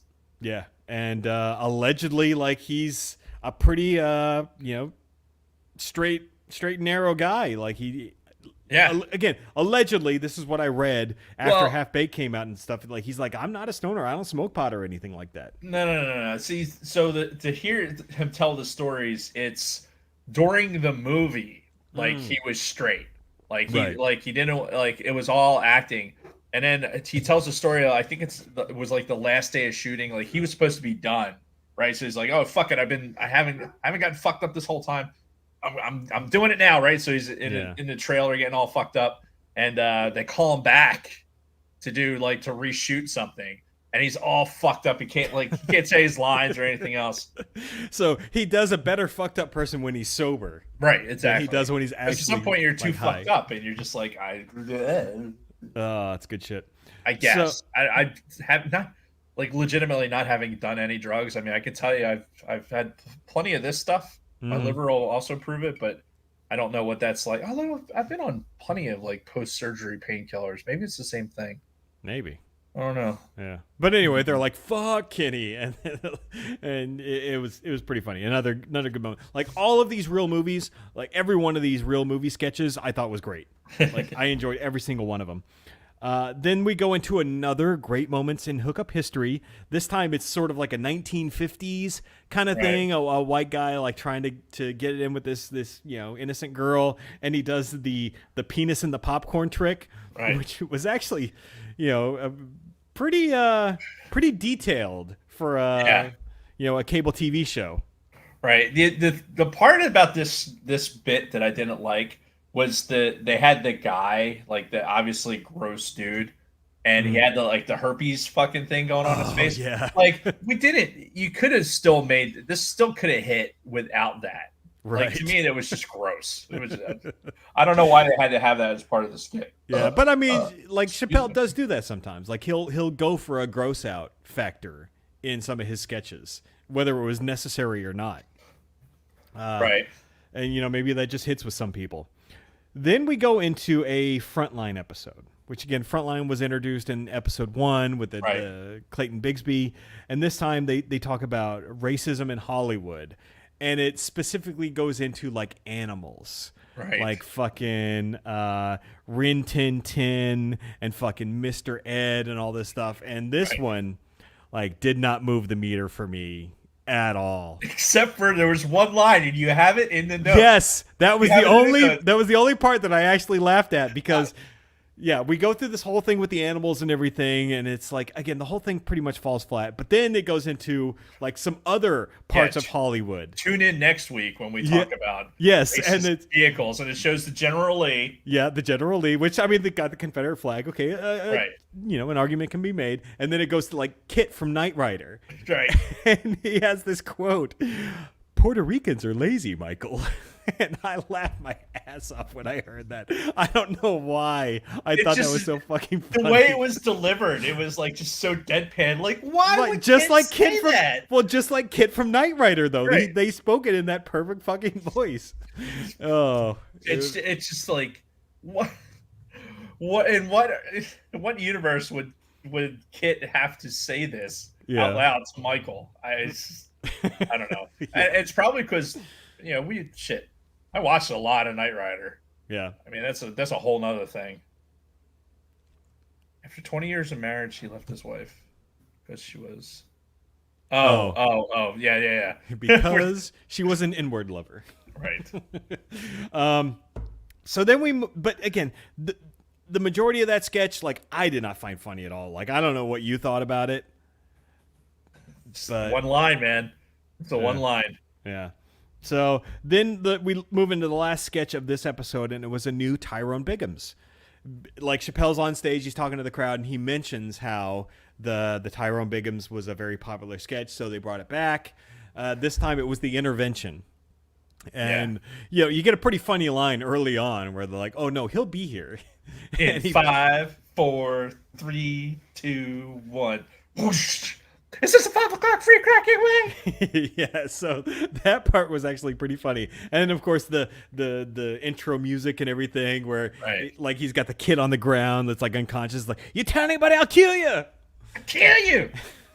And, he's doing all this crazy shit. But, when it comes to the actual sketch itself, when they're doing the intervention and everything, I found it to be all right. But again, outside of is this the 5 o'clock free crack giveaway? Right. It was just, not great. Like, oh, Rhonda, you know it wasn't me, Rhonda. Yeah. I like Tyrone Biggins. The character himself is hilarious. Like, he was great in it. The whole intervention bit was whatever. I agree. It wasn't great, but like, did I miss the free crack? Yeah. just getting in there and scratching. That's fucking but great. Yeah, not nearly as good as when he was talking to the school kids. This is like, it makes me want to get through the Chappelle Show episodes till we get to like fucking Tyrone Biggins on Fear Factor and shit like that. Well, yeah, that's all season 2. I know, I can't wait. And we're gonna talk about that when we get to the end of this episode because, yeah, again, he's Tyrone. Chappelle Show has this aura and this like almost mythical, thing about it where people talk about it and it's like this such a great thing, but you kind of forget with this season 1, not every sketch was fucking gold. When you get to season 2, like fucking everything was fucking gold. Like, I can't think of a single sketch that didn't, shine in one way or another. Well, but listen, in season, I'm sure we'll come up with a handful of sketches that in season 2 it will kind of feel the same way. But the majority of what season 2 was, it was like, holy fuck. I think they talk about it in episode 9 where he has that that episode where it's the comedy special, the 2-minute comedy special. Yeah, yeah. He's like, pay me, right? Yeah. To think that this is a world before they paid Dave Chappelle to do this fucking huge show. Yeah. Then the next season, it's like, okay, you motherfuckers you're gonna give me money to do this shit. Well, guess what? It's all gonna be good. Mm-hmm. So we move into episode 9, where he starts off talking about his whole life is like a video game. And we go into basically a real life version of Grand Theft Auto. He's like, my whole life is like Vice City, because you got to remember this was again 2003 time frame. So GTA 3 and Vice City were like some of the biggest games at the time on the PlayStation fucking 2. And he does this whole thing where he goes through, and it's like, for people like us who played that game back in the day at the time, this was fucking spot on. Yeah. But I'm also looking at it from the perspective of somebody like Kristen or somebody who may not be familiar with the GTA games. And I'm like, they're probably confused as hell watching this like right now. Like, why is this funny? What the fuck is going on? Dude, I had Vice City on my government issued iPad because, we had our iPads that were issued to us, and we'd take them on the road, and they weren't connected to the internet in the plane at the time, and it was one of those things where like you could just spend hours fucking going around and doing it. And honestly, the whole GTA franchise, like right now, the fact that GTA 5 still holds up after like a damn near a decade. Yeah, it's been out. It's about to hit its third fucking platform. It started on the Xbox 360 and the PS3. Yeah. Made its way to the Xbox One and the PS4, and now they're about to make an enhanced version for the Xbox X and whatever stupid PlayStation is out there. Yeah, it's crazy to think that it can have that type of longevity. But Vice City, like San Andreas and fucking Vice City. Yeah, that all laid the groundwork for where they went from there. Those games are still playable. I mean, if you had the app on your phone, or I wouldn't recommend playing it on your phone, but like on an iPad, fucking playing Vice City, dude, hours and hours logged into that game. Yeah. And what he did with this sketch was damn near perfect. Where he's got the health meter, and you got the interface going, and he's running down the stairs in like that robotic way that the characters move in those games. And he walks up to the car, sticks out the hand, they honk. He's like, "Sorry, I need this," and he throws the guy out. He even says it in the syntax because that was deliberate, right? He's like goes up, opens up the door. I need this. Like it was. Yeah, it was not far off. And then, of course, the guy's like, not if I have anything to say about it, and shoots him. And you see his health go down a little bit each time. And then he goes through the menu of switching weapons, which, again, this is exactly the way it was back then. Yep. And it's like, you're getting shot. Meanwhile, you're trying to switch fucking weapons to something. Goes like fist, handgun, and then like M16. And then he fucking unloads on the guy. Right, and then just stands there. And you see the body going. Yeah. And then eventually disappears. And then he goes back to the fist weapon. And then he turns to his wife. Bye-bye, baby. I'll see you later. And then, but here's the thing for, you're into like especially the older, does GTA 5 do the same thing where you get in a car and it says it's the generic name. Yeah. The toy, what was it? Toyola. Toyola, that's right. And it kind of goes in the script and fucking as it drives away. Yep. Dude, I remember playing that game and having the MP3 files downloaded into the game so that when I went through the radio stations, I could play my MP3s on the fucking radio in Grand Theft Auto. Yeah. Groundbreaking shit. It really was. Oh, yeah. And absolutely. It goes to show, if you make a good game, EA, if you're listening, fucking, take a page.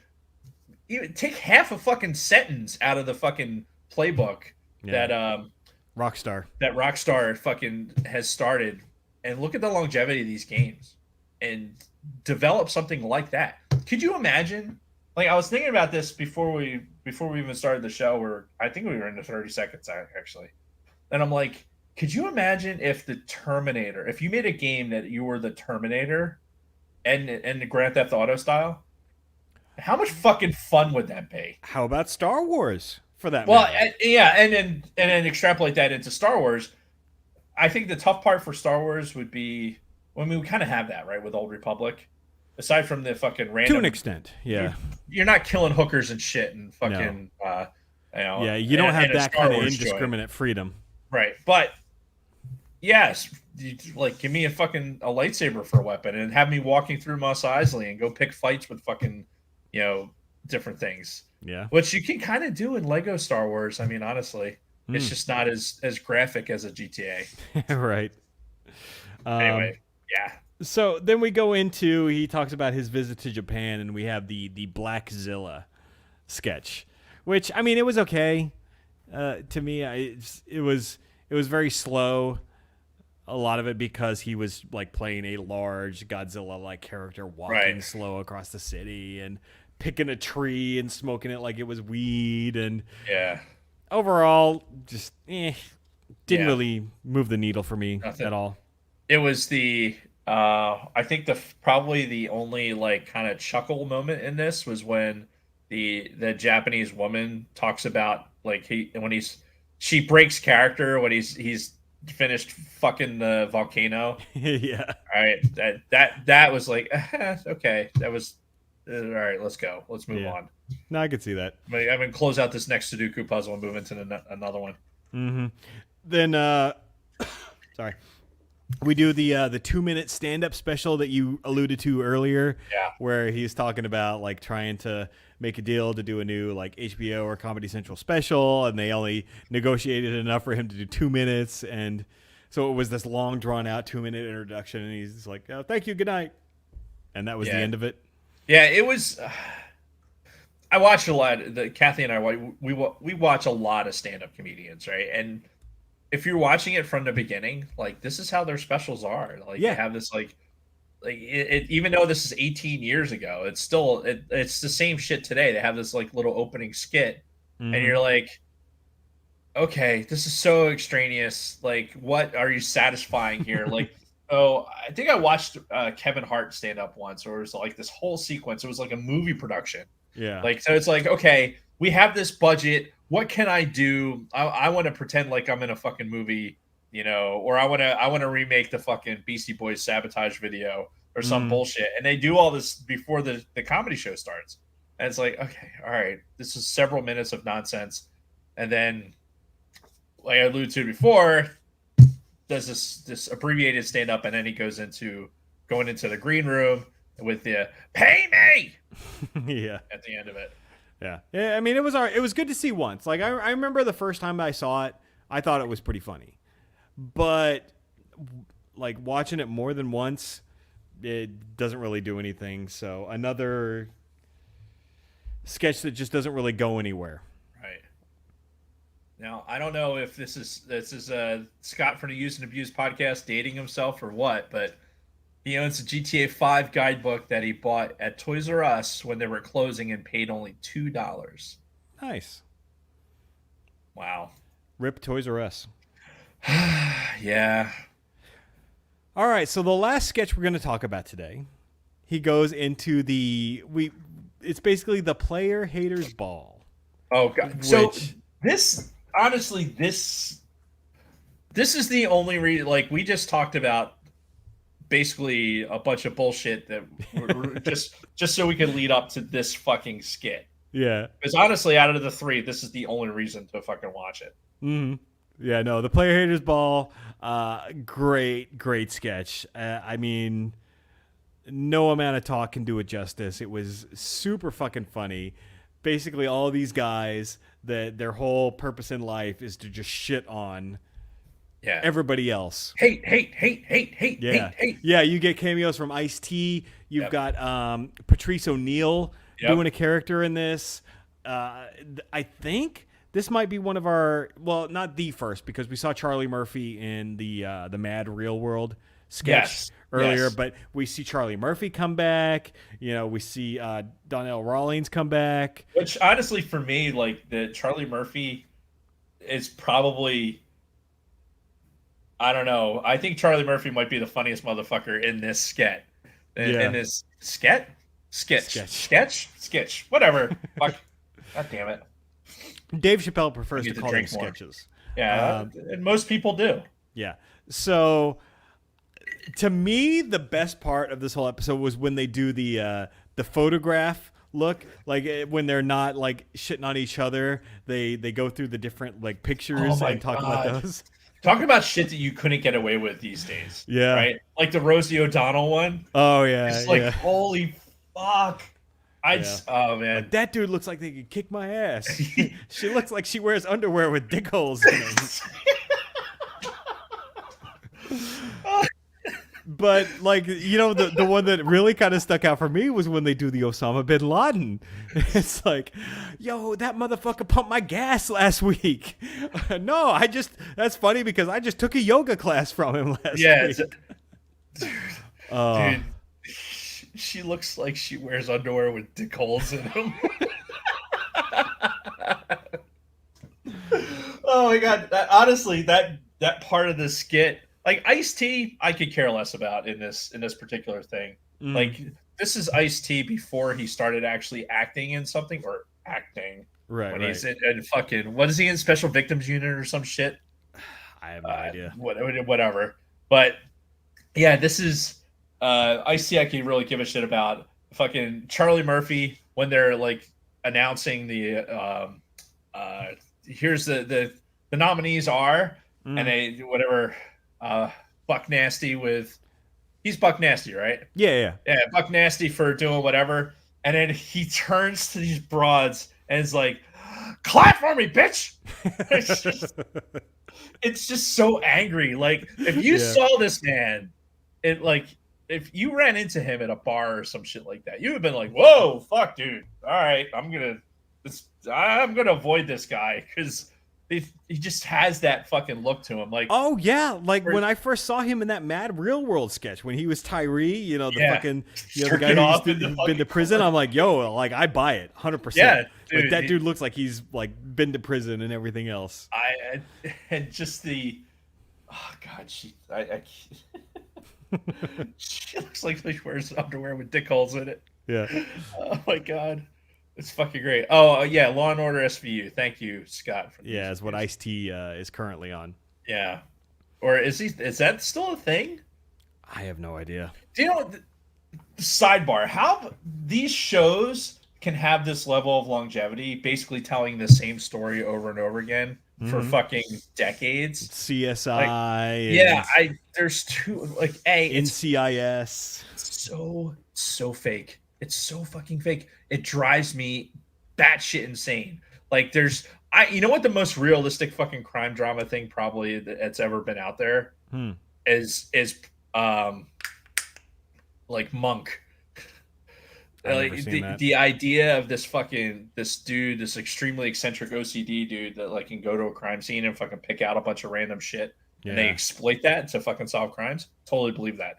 The rest of this bullshit with like how they interview people, oh god, John Mulaney does a skit where he talks about fucking Law and Order and how obvious some shit is, and like how they interview people, like the bartender that knows every fucking detail of somebody that they saw in a particular night. It's like, my suspension of disbelief has never been there for these fucking shows, and I can't fucking stand it. Yeah. SVU debuted in 1999. Wow. 1999, 22 fucking years ago. Like, Jesus Christ, who's watching this shit? Apparently a lot of people, because they've got, like, every one of these shows has spinoffs. Like, CSI has, like, 3 or 4 fucking spinoffs. Kristen and I were in Vegas when they were filming a CSI Vegas episode. Or an NCIS Vegas or whatever. Like, one of those fucking shows. Oh, yeah, like, NCIS Vegas. Like, let's glamorize the fucking internal policing of the fucking military. Like, how, like... I don't even want to get started. I can't fucking these Navy SEAL shows where they're fucking going and like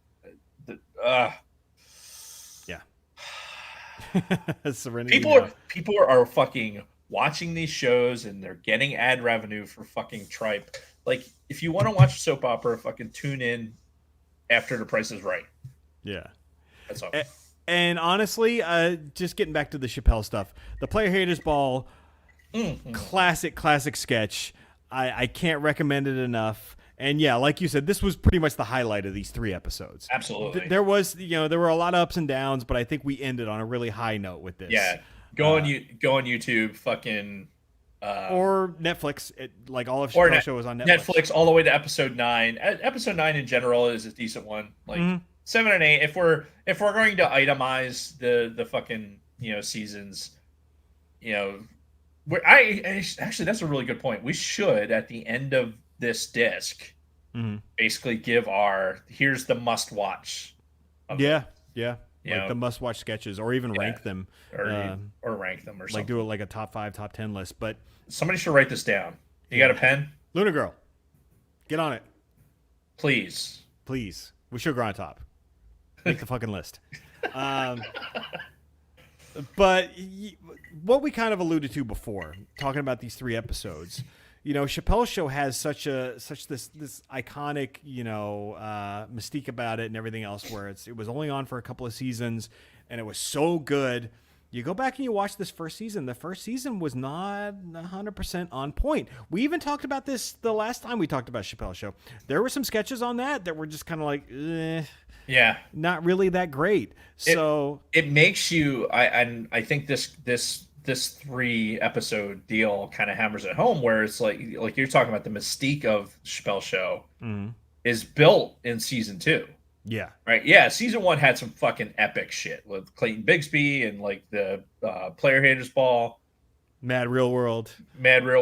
Like those are probably the big ones. Season 2 is where you if you want to talk about what made Chappelle.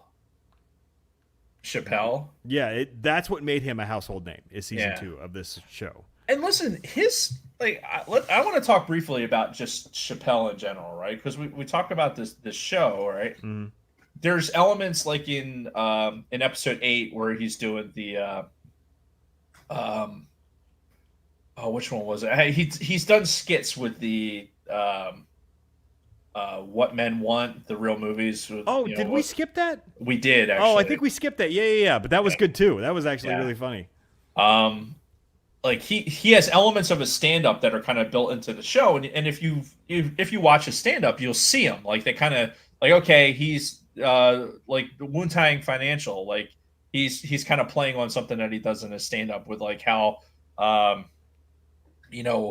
white people don't know how to react to black people saying stuff, and like so Chappelle would like mess with them and like, okay, all right, let's close that deal.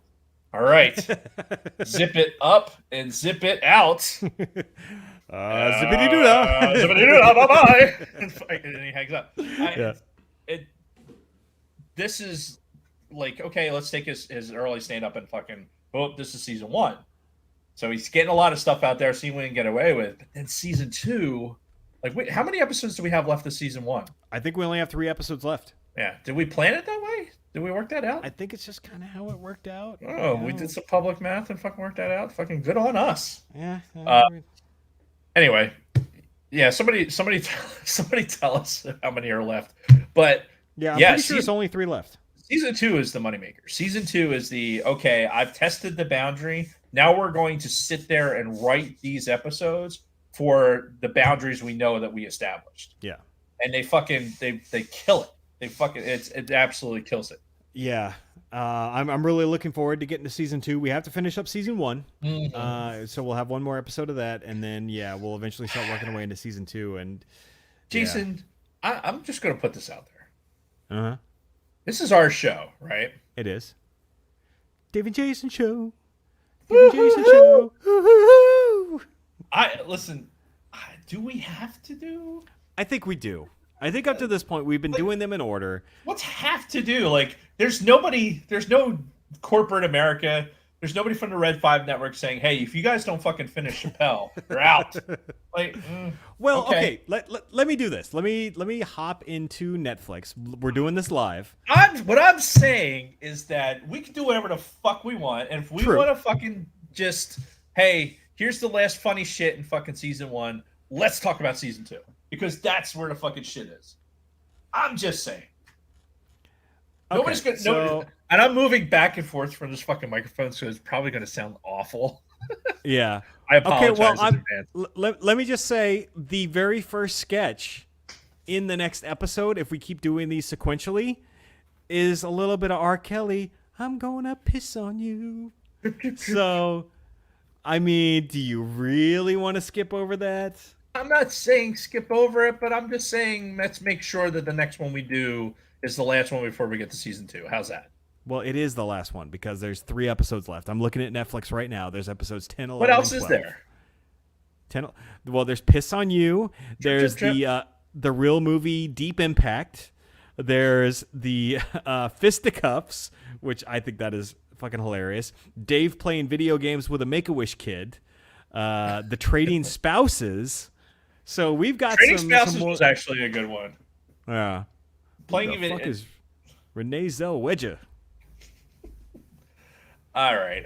All I'm saying is we just got to make sure that we fucking. We will. We'll get there. Don't worry.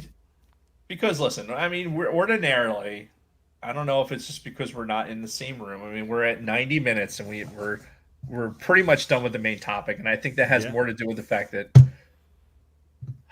that this season 1 of Chappelle does not fucking just hit like every Right. like all the other ones. Yeah, because some of these sketches, parts of these episodes are very easy to just like pass over and just be like, okay, this happened, and move on to the next one. And to extrapolate on it a little bit, like if you're watching this, if you're sitting at home and you're like, oh, you know what, I'm going to go back and watch Chappelle Show, as you should, should keep that shit on Netflix, go out and watch it. You'll see, like, even in the in between bits, it's like, I don't know, Earl. It's like, so you know how he does his like little thing on the stage in between the shows, right? Yeah. These couple of episodes, I noticed in particular, it was his crowd work, like, and leading in segueing into a fucking skit was off. Like the timing was off. And it just is like it just was like kind of awkward going into the fucking thing. The first couple episodes, it was, you know, he was just fucking, he was probably ad-libbing the whole thing. Yeah, there's a lot of energy too. Yeah. So now in kind of in the middle of this, he's just like, okay, I'm going to say this stuff to get into the, you know, into whatever the next bits are. And yeah, I think it took away from the energy level of the particular episode going into it. Because I can tell you, like I said, I was, you know, sitting here and I had some game up on the computer, and it's not because I didn't want to give it my fullest attention. It's because I have ADHD, and that's just how I roll. But yeah, I'm super looking forward to getting to season 2. Yeah. And that's all I'm going to say about that. And I mean, honestly though, we have got so much on our plate. I don't even know when we're going to get to finish season 1, because next week we're, like we said at the top of the show, we're talking about Sonic the Hedgehog. Right. 30 and I think it's going to be less about Sonic and more about the Sega Genesis as a whole. Yeah. Because, you know, it's 30 years old, and we can kind of really get in deep with the competition of the Genesis versus the Super Nintendo. But Sonic was a huge part of that, obviously. So we're going to get into that quite a bit next week. And then the week after that, we're rolling into the 20th anniversary of September 11th. God damn. That's right. That's in 2 weeks. Yeah, so we're going to have a ton to stay. Before we get to the heaviness of that, because that's like, spoiler alert, it's not going to be a lighthearted episode by any stretch of the imagination, because I know that there's particular things and feelings that we want to express that we may not have expressed before because of the significance of what's happening in the world right now as we speak. Yep. That add that much more of an impact on it. But before then, right before we do that episode, we're going to have a fantasy football draft. That's right. So those of you who are watching us right now going like, they might be confused.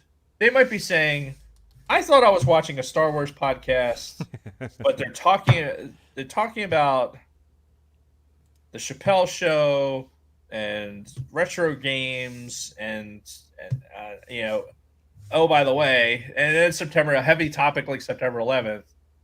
And when are they going to talk about Star Wars? Well, okay, we'll get to Star Wars. Yeah. But we also talk about fucking football and fantasy football, and it's coming up. September 5th is our fantasy football draft. We still have to decide how we're going to pick the last two teams. Yeah. I think what we should do is we have our baseline criteria, right? Yep. You gotta have leave us to a review. You gotta leave a review. Yeah, got to be in the Facebook group. Yes, those two things. Other things. I don't know what the other things are. We probably should have at least what is another thing? Well, you have to have evidence of such things. You know, Oh, screenshots. fuck! 5-star review. Apparently, somebody left a 5-star review. Oh, really? Yeah, Luna Girl told us about it like before the show, and I forgot. Right. I'll pull it up right now. You should pull that up. Anyway, excuse me while I whip this out. Read the. You have to read the YouTube comments for something I left for you regarding that. And we haven't gotten a new review since July 30th. She said Hector left us a review. I'm not seeing it. Sad face. Well, we'll run that to ground, and next week when we before we do Sonic, we'll have that to read. All right. Regardless, I think what we should do is we should. I believe we have 4 names competing for 2 slots. Correct. Well, you had to identify not only the other things we said. You had to identify that you wanted to be involved. Yes. Right. So, Big Lovin', I will get there. We will 100% get there. He's only said it like 3 times. I know, right? In caps. This. I think they brought it up on the escape pod too, by the way. I'm sure he did. I think we need to get one of those bingo things, like that have the balls on it, mm-hmm. and then for each thing that they do, they'll get an opportunity to have another ball. So if they do more things, then they get more opportunities. You know what I'm saying? We just have to figure out what those things are, like something quantifiable, and we have to come up with it like in the next few days, in the next like probably half hour. Yeah. But if at a baseline, if you've obviously you have to subscribe to the podcast. Obviously, you have to subscribe on YouTube. So we need to verify that you are in fact subscribed. Screenshots, do whatever. We need a review. And we also, you need to be a member of the Facebook group, and we want you to be on the Discord as well, because quite frankly, the Facebook group is the Facebook group. Yeah, and it seems like everything's migrating to the Discord. Yeah. The Discord has a lot. Honestly, I really like the what are they calling it? The Discord or whatever. This new technology.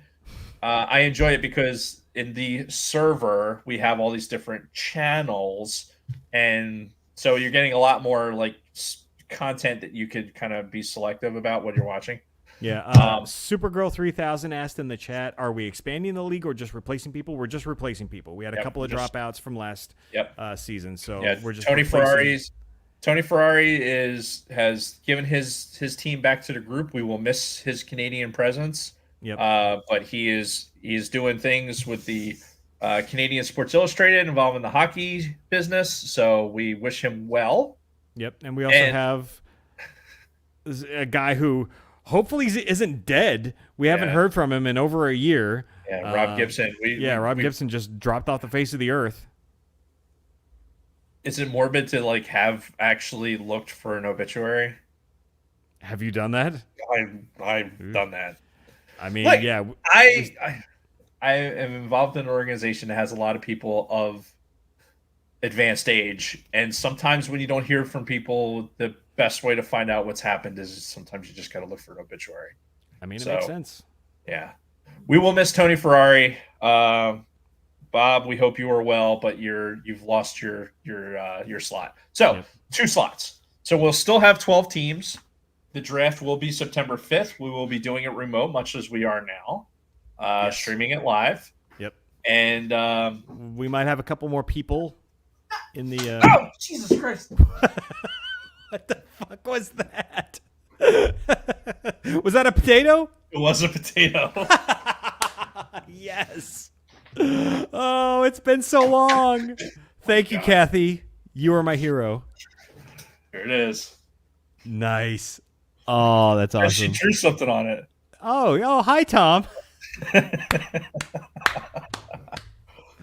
Oh, that just. You know what we need to do? We need to bring this into the studio and like start growing it. Grow more potatoes. Put it in some water and. Yeah, start growing.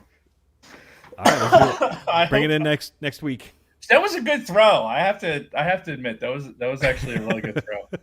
Well, I'm watching. I'm like, what the fuck is he looking at? And then, oh Jesus!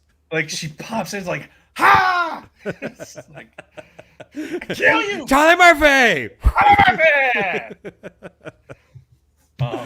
Oh, that was great. I'm glad everyone enjoyed that. Well done. Jason, you might as well pee. I can still talk about the fantasy football. All right, you keep going on that. I'll be right back. Yeah. So, anyway, September 5th, we're going to stream our fantasy football, and this is look. If you're watching this and you're from the Red 5 Network and you're really curious why we're doing fantasy football, we are like we enjoy our sports teams, and one of the ways that we can continue to enjoy our sports teams is to participate in fantasy football. While Jason's off air, I'm going to go ahead and say he did win last year, and he's the worst. He's the worst when he wins. It's just, God, he's insufferable. So we need to bring him down a peg coming up this season. And I expect everyone that's going to be participating in the league to take him down a peg. But yeah, it's all in good fun. There's nothing at stake except for our egos, because nobody wants to lose to Jason. We all want to beat Jason coming up. So that is the goal. And I don't care who wins as long as Jason loses. Insert Star Wars meme here. So yes, as Luna Girl helps me in the chat as per usual, the booth and the back boys, the booth and back, is my camera out of focus or is that just my eyes? Like I feel like, and this was imprinted in that black head of his for at least a week. Is my camera out of focus? I don't think so. I think it's my eyes. Fuck.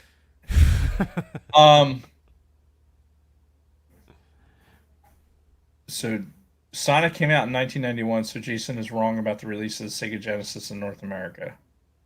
This is from Used and Views. Hang on. Sega Genesis came out in North America in 1989. What? Bullshit. I'm looking right at it. Well, no, but again, we're talking about Sonic specifically. Sonic, yes, but you did make the comment that Sega... It came out around the same fucking time. I didn't commit to a date for when the fucking Genesis came out, so cool your fucking jets, people.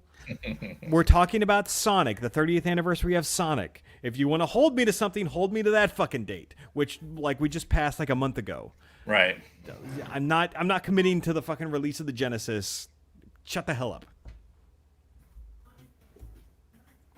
So are we done here? What's going on? No, I'm doing something.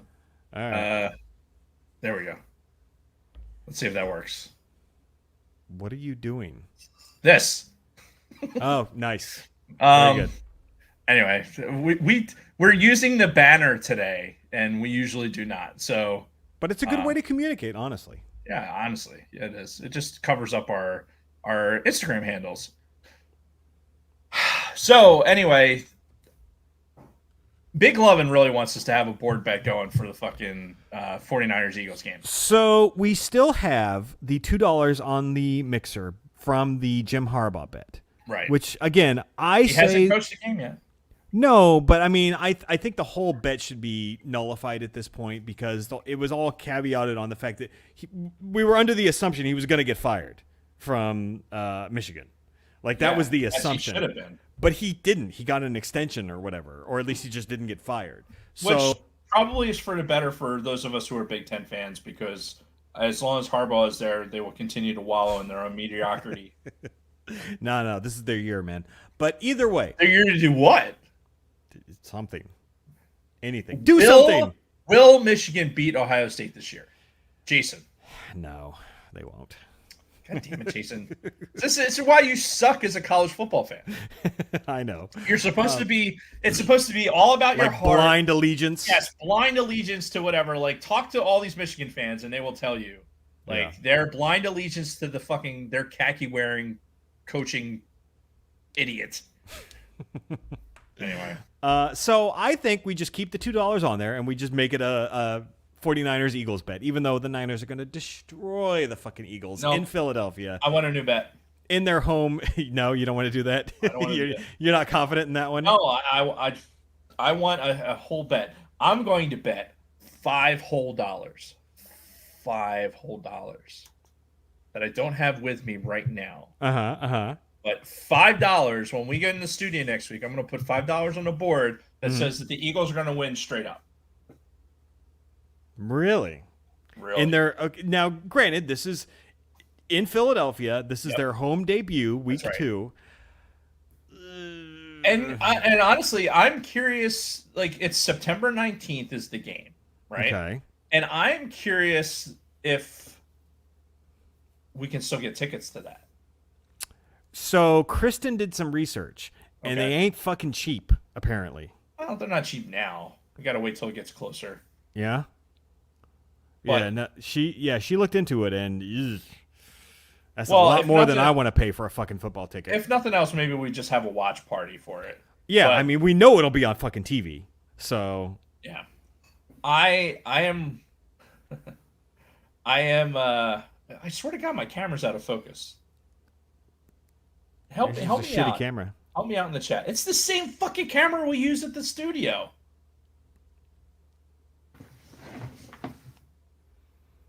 Could be your lighting. I am near. I am far. Near. I am near. Far. I am far. Where? Come on, you know what that's from. You are. You know what that's from. I am near. I am far. You are. You don't know what that's from? In my heart. Dude. Yeah, I don't know. Grover. Fucking Grover from Sesame Street. I am near. I am far. I guess. What the fuck, dude? Anyway. You're $5 on the board. Take it or leave nothing I feel. Eagles win straight up. All right, I'll take that bet. All right. But I mean, I feel like more than money, we should do like a loser wears the colors of the opposing team the next week on the show kind of thing. Like, those are the real kinds of bets. I'd rather eat dog food than wear fucking San Francisco bullshit. Dog food tastes just like it smells. Delicious. Yeah. No, well, more to follow on that. But $5 at a minimum is going on the board to satisfy Big Lovin', so that when the Eagles win, you have to give me a fucking finner. When the Eagles win, please. When the Eagles win. I watched them play last year. And you know what I'm basing this on? Absolutely nothing. Blind allegiance. Blind allegiance and hope. Yeah. Like, for this rebellions are built on hope. Look,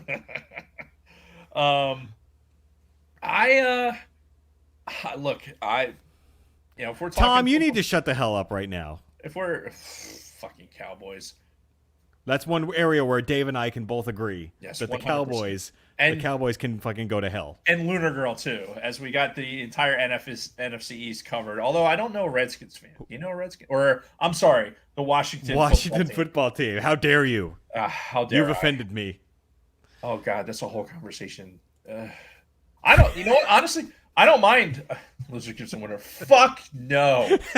Absolutely. Would you give a guy a foot massage? Look, I'm not giving you a foot massage. Right. No, that's that whole discussion in Pulp Fiction. You don't give another man's wife a foot massage. It's a foot massage. It don't mean nothing. Would you give a guy a foot massage? Listen. Fuck you. Yeah. We're talking about. All right, so the board bet's on $5. Yeah, whatever. We've got the board bet. bet. The easiest $5 I'll ever make. That's not what she said. Since we're talking about the Escape Pod guys and their demands for, the board bet, aka Big Lovin', how about I talk about the friends of the pod? You should do that. So I should do that because our amazing social media director, typed all this stuff out for me to read so that I don't fuck it up. So She put it on the teleprompter. she did put it on a teleprompter, and I will read it. Okay. So I'll start with Friends of the Pod, and then we'll go into Red 5. Is that good? Does that work for everybody?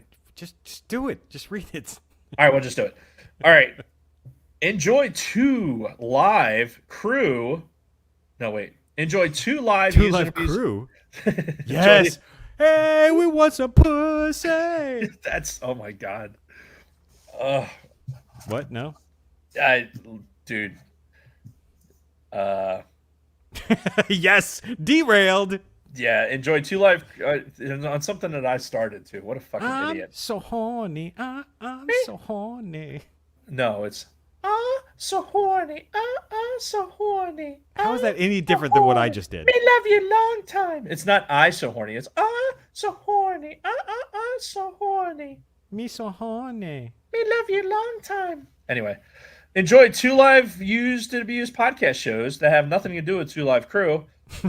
On Tuesday with hosts Scott and Kim. The weekend racing recap returns Tuesday morning at 5 a.m. Eastern Daylight Time. Whew. So early. With the recap of NASCAR at Michigan International Speedway, IndyCar at Worldwide Technology Raceway in Madison, Illinois, plus racing news at 7 p.m. Oh, plus racing news, period. Read teleprompter, Dave. Weren't they just in Pocono? Yes. Help me out, because there was a sidebar in the middle of this read. There was they had the Atlantic City Air Show last week, right? Which is it's not like a normal air show that we'd have at McGuire. It's because they do everything over the ocean, right? So there's no static displays or anything like that. It's just aerial demonstration. So the Geico Skywriter team did a demonstration during the thing. Well, a few days after that, one of those pilots who is a retired C5 pilot, he crashed going in to land in a field, going for a landing in Pennsylvania. And they fly World War II era aircraft. So investigation's still pending. I don't know the dude's name, but rest in peace, good sir. But yeah, they were heading up because apparently there was an air show that's going to be happening in Pocono. They're at the Pocono Raceway. So, yeah, I assumed that there was a race in conjunction with that, but it may not be. Yeah. Anyway, the weekend racing recap for the Used and Abused podcast, for those of you who've been trying to follow along with my nonsense. 5 a.m. Eastern Daylight Time with a recap of NASCAR, Michigan International Speedway, IndyCar, and Worldwide Technology Raceway in Madison, Illinois. Why Madison, Illinois? Isn't there I think Madison, Wisconsin. Yeah, that's the only Madison I know. Illinois. Whatever. Or Billy Madison. Back to school.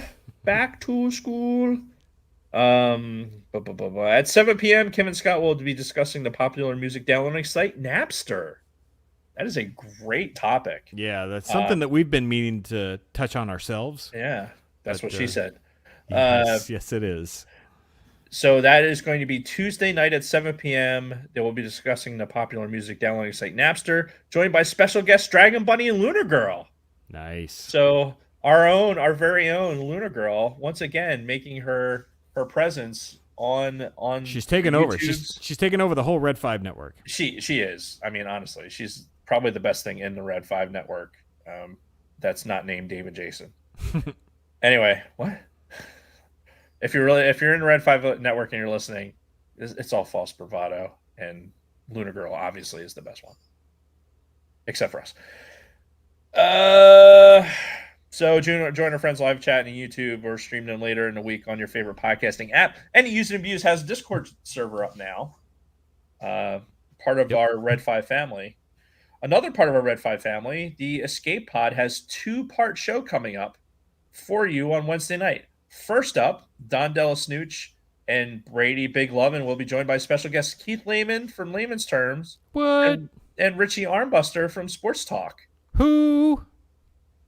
this will be followed by AMAs, Ask Me Anything. So get those questions to the boys if you haven't already. Hop into the live chat on YouTube Wednesday night at 7 p.m. or stream them from your favorite podcasting app. And there may or may not be an appearance by one of the Sidebar Cantina co-hosts on that particular evening, talking about college football and regular football. Oh, but you won't show the night that I'm actually on the show. Look, I was supposed to show that night. I make no guarantees. Fact is, I have a meeting that night that I'm choosing. I have. It's not a mandatory formation, so I have to make choices. Yeah. So this is what it's like to be Dave. There's a lot of moving parts here. Everybody wants Dave. Facts. So Sweet Studios released a new cover for the quarantine sessions this week. Cobra Kai rock cover, Back in the Game by Airborne. Yeah. The waffles are still cooking, and the rumor mill has it that a certain metal cover will be making an appearance as well. I was privy to that today. I'm not going to bring it up. Go to Sweet Studios on YouTube or on Instagram and give them a follow, and you'll get the latest updates. Hi, Hector left a pod review this morning on iTunes. Sorry, I'm reading the teleprompter. Mm-hmm. The Red 5 Network family. As we continue to get to know our Red 5 Network family, here are two of newer members, just like us. Again, two of newer members. I'm reading the teleprompter. Dork Wars, the podcast, are a group of dorks bringing their thought perspectives, and humor to a galaxy far, far away.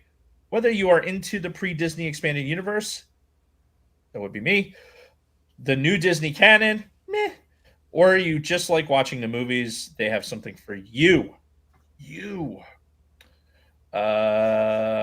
Join Blake, Grant, Wesley, and Andrew as they chat weekly. And then let's not leave out the word of the week with Grandmaster Yoda. Stream them on your favorite podcast app. That's the Dork Wars podcast. Next up, Press Play Streaming Studios. Oh, yeah, that's the name. Press Play Streaming Studios is dedicated to supplying content that helps lighten the load of life through a comedic take on all things in pop culture. Join father and son duo Alan and Stefan. We're going with Stefan. It's spelled Steffan. So okay. I'm going to say Stefan. If it's not that, I apologize. I'm just reading the teleprompter. In their live streams on YouTube, which is pretty hopping on Thursday night, as they discuss the newly released Suicide Squad. You can also stream wherever you listen to podcasts, but whatever you do, most of all, smile and press play. To find out more about these podcasts and other shows on our Red 5 Network family, go to red5network.com. Be patient. They're still adding us noobs to the lineup. So when you go to that page, you may not necessarily see the Sidebar Cantina. I just had a thought. Yes. Star Wars related. Mm-hmm. I saw a thing pop up on my YouTube that I guess they're on the 25th, which is in 2 days from this taping, is the next installment of the Mandalorian. Oh, the behind the scenes bit where they have Mark Hamill on there and everything. Yeah. So that comes out in 2 days. That's probably I think we should make sure that we fold that into our conversation next week to kind of give a first look. Yeah, at least watch it and discuss anything relevant that comes out of it. Anything that I don't know if it's just because I'm just really jonesing for some relevant Star Wars content. But I'm kind of looking forward to it. Yeah. Oh yeah. And considering we're coming up on a year since fucking Mandalorian ended. God, it's crazy. It's crazy to think about. I did see stuff that they're filming. Yeah, it's all rumor at this point. Carl Weathers is apparently going to be involved in it again. Yeah, I mean, there's nothing from Disney or Lucasfilm, so it's all rumor up to this point. But yeah, allegedly they've started filming, but we don't know.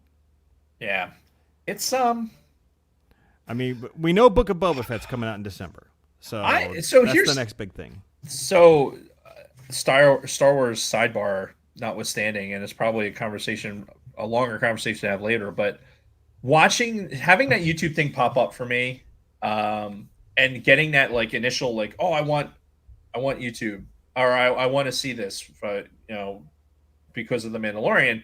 And then there was like a little thing in the back of me that was kind of like the Gina Carano thing, just kind of like kind of chirped a little bit in the back of my head. It was like, oh, I'm still really disappointed in that, and I really am. Yeah, I really am. And I noticed it too when Carl Weathers, they had whatever site had mentioned that Carl Weathers was going to be involved again next season. I'm like, man, it's going to be very. Anyway, it's a conversation to have when Mandalorian comes back up. But I know that I'm curious what's going to happen in 2 days. Because I mean, there's all kinds of rumors of like a time jump, and the fact that they jump ahead many years. Do you think the last one ended? Do you think they're in this release that they're going to have this like behind the scenes thing? Is Gina Carano going to be prevalent? She was there. She was there when they filmed all this. She was a big part of it. I really wonder. I wonder how much they're going to like show her in this, because honestly, and it'll be telling if they make a point to not show her as much as humanly possible. That'll be telling. That'll be very telling, and I am a little nervous about that because I want to be excited for the Mandalorian. I really, really do. But I have a feeling it's gonna nip at me. It's gonna like just be in the back of my head. So anyway, right there. Scott from Use and Abuse. Scott, he says, I bet they cut her scenes. Well, God, I hope not. I hope not. But and we'll find out in 2 days. So we'll talk about it next week if we will or if they don't or what happens. All right. So I've done my reads.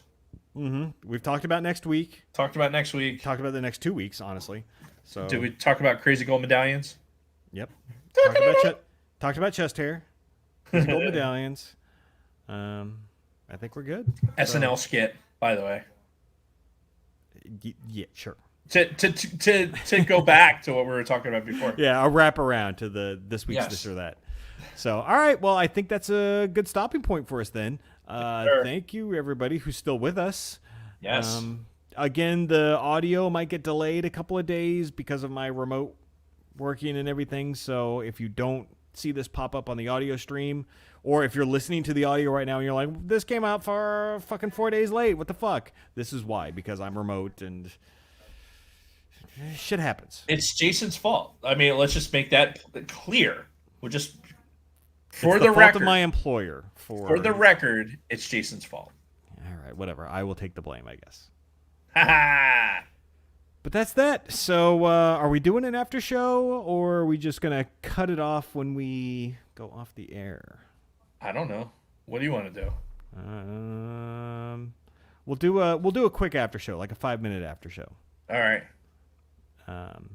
So you're gonna cut this part out, the lead in. Should I just, okay, now what do I click?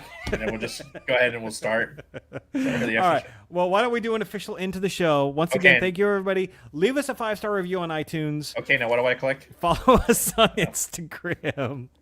And we'll see y'all next week. And until next time, fuck your couch. Buy another one, you rich motherfuckers. Okay, now what do I click? Thank you. All right. And this will be the after show portion. Again, we're only going to stay on for a few minutes here just to close up any loose ends with the chat. I should have just fucking kicked back and done the show like this. Yeah. Most things are my fault, according to Supergirl 3000. Well, yes. I mean, you clicked on it, so it's obviously true. Yeah. That's fine. I'm used to taking all the responsibility for everything. I'm glad you went with responsibility as opposed to taking it all. No comment. I don't know about you, chat, but I am fucking exhausted. Yeah. I am absolutely exhausted. Well, and yeah, my ass worked all weekend, so I haven't had a day off in, I don't know, 9 days. Okay, so... All right, so Bronco Fed asks, so this coming football season, are we going to be allowed to talk about the fantasy football group, or are people going to send me away we got to talk about it in the other groups. I don't know what. What is this referring When did to? we not talk about? Oh, you know what it was. So, all right, the Booth and Back guys. I think I started to talk about that because Luna Girl told me to, and then I got distracted. Uh-huh. Um, but the Booth and Back guys are going to be doing a like a review show, Like they um, used to do. like they used to do, and it's Hmm. fucking fantastic. I'm really looking forward to it. They were the origins of the Right. escape pod. I think what we don't want to do necessarily is we don't want to spend a lot of time during the show on the football stuff. Right, because it does distract for the Right. people who aren't football fans. Yeah. They listen to the show, and if we talk about football for fucking 30 minutes or more, Right. And this is why I think that Discord, this new technology called Discord, is going to be so great because we have a fantasy football channel on our Discord server. So the specific stuff to that can go in there or post it wherever. I yeah, don't. Excuse me. I don't care. I yeah, don't want to. It's not that I don't want to talk about fantasy football on the show. It's that I don't want it to take up so much of the beginning of the show that it like, okay, what do we? I already get distracted enough as it is. yeah. So to after an hour of talking about something else to go back, it's just kind of silly. Mm, Although that's my thing. It's what I do. yeah. Um, Luna Girl is also involved in the booth in the back this year. How is she involved? This is the thing that I've been asking the question since they first announced this. Like, is she just like the third member of the show, and they're doing it as a three-way podcast, or like is she just doing like social media contributions? Like, what is her role in the I don't booth in the know. back? I think she's going to be an integral part of that show. That means nothing. You're not telling me anything. I need don't specifics. know. I'm making it up. I have no fucking idea. You'd be a great PR person for a corporation. We are doing our best to make things happen in a way that are positive for the company. Look, You just said nothing. We are making an impact on uh, on things that are relevant within this community. Luna Girl, she's the third member of the show, so she's not going to be sitting. She's the third leg of the show. She's not going to be sitting in the booth per se, unless she's going to commute to Michigan to do that with those guys. She should. We have to commute to Michigan. We do. need to get out there. We've been talking about it since Yeah. episode Well, 100. Fucking COVID is awful. Let's see. Multiple times I was on the way from talking fantasy football in the shop because it was all has to be done in Brady's thing and not on this one. Oh, I don't. I mean, that's. I think for the most part, I think when we talk about fantasy football, it'll probably just be some like quick results, like, oh, I fucking lost to Bronco Fett this week, or oh, I kicked the shit out of Dave, But I don't think we're gonna get in too deep. Like, I'm not gonna talk about other people's games who aren't one of the two members of this podcast, kind of. Yeah, we're not gonna break it down like that. But I don't have. There's zero restrictions, and this isn't like giving up Bad Batch fucking spoilers. I don't like. Yeah, we're just on the show. We're just not going to talk a lot about it. So yeah, just to keep everything I don't flowing. want it. If we're talking about it in the chat at some point, if we're in the show, not necessarily talking about it, that's not because we are deliberately ignoring it. We're doing the show. So right, and I can't pick up everything in the chat. Yeah, and honestly, like when we went times, this was probably a couple years ago now, where we were all things Star Wars, and we'd be in football season. Like we would seriously have like 3-hour fucking episodes where we would talk about football for like a fucking hour, and then we get into our weeks and then our main topic, and these shows would go on for fucking ever.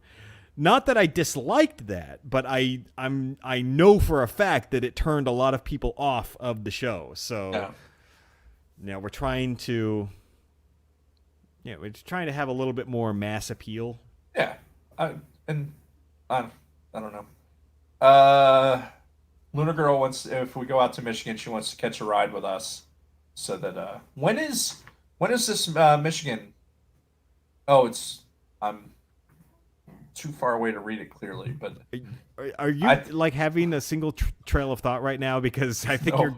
you're having multiple conversations, like all at once. all at the same time. Yeah. No, I'm trying to read and communicate at the same time. Lunar Girl would like a ride out to Michigan if we go to Does do she that. have thumbs? Hitchhiking? No, nobody. I was Remember when that used to be a thing? I was letting that go. I was letting it go out there. I saw somebody trying to hitchhike. Believe it or not. Really? Like, are you fucking serious? It was on. It was on like the PA Turnpike. I'm like, really? Okay. Is that still a thing?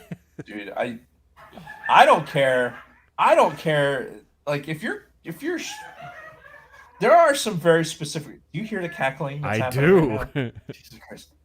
Kathy's having a good time up there. Because you're doing it all wrong. You need to follow the rules of the road. You're going the wrong way. I don't understand what's happening in chat. No, I would never pick anybody up. You don't know. No, like, never. Where's your risk assessment in that? Here's this random person. I don't trust people that are pulled over on the side of the road with fucking alleged flat tires. You don't know what the fuck's gonna happen. Like you can't trust people. Like I do not have enough faith in humanity that somebody is not going to try to pull some stupid shit. There's documented cases, at least in urban areas, of cars that are like they'll pull over to fucking put their hood up, and you pull over to help them out, and then they steal your car. Not to get into too much detail, but a family friend of mine back in the 90s was murdered on the side of a road, and they're pretty sure it was a setup.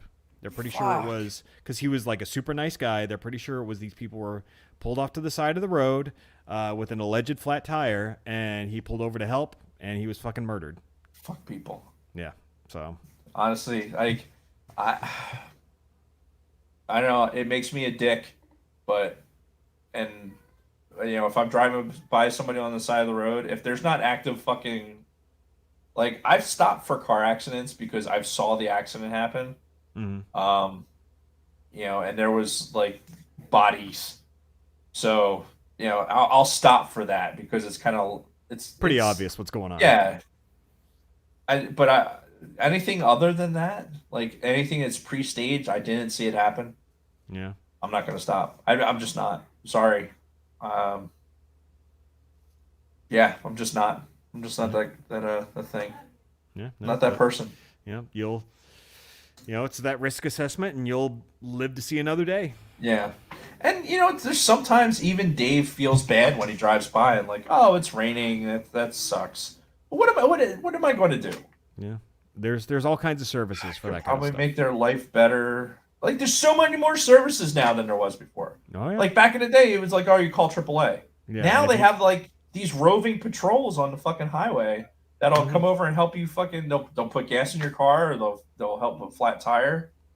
Yeah. And plus, cars run better now than they did back in those days. Facts. Like, so many fucking jalopies that I owned, that were just like... or hoopties. Drive around hoopty rolling, tailpipe dragging. Heat don't work, and my girl keeps nagging. Yes, 6'5" Buick, Deuce keeps rolling. One hub cap, cause 3 got stolen. Palmer shuck loose, chrome keeps scraping. Mismatched tires and my white wall scraping.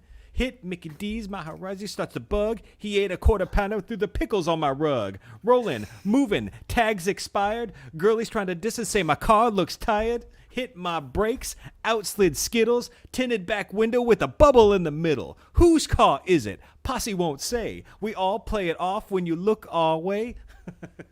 That's fucking great. I love it. I fucking love that song.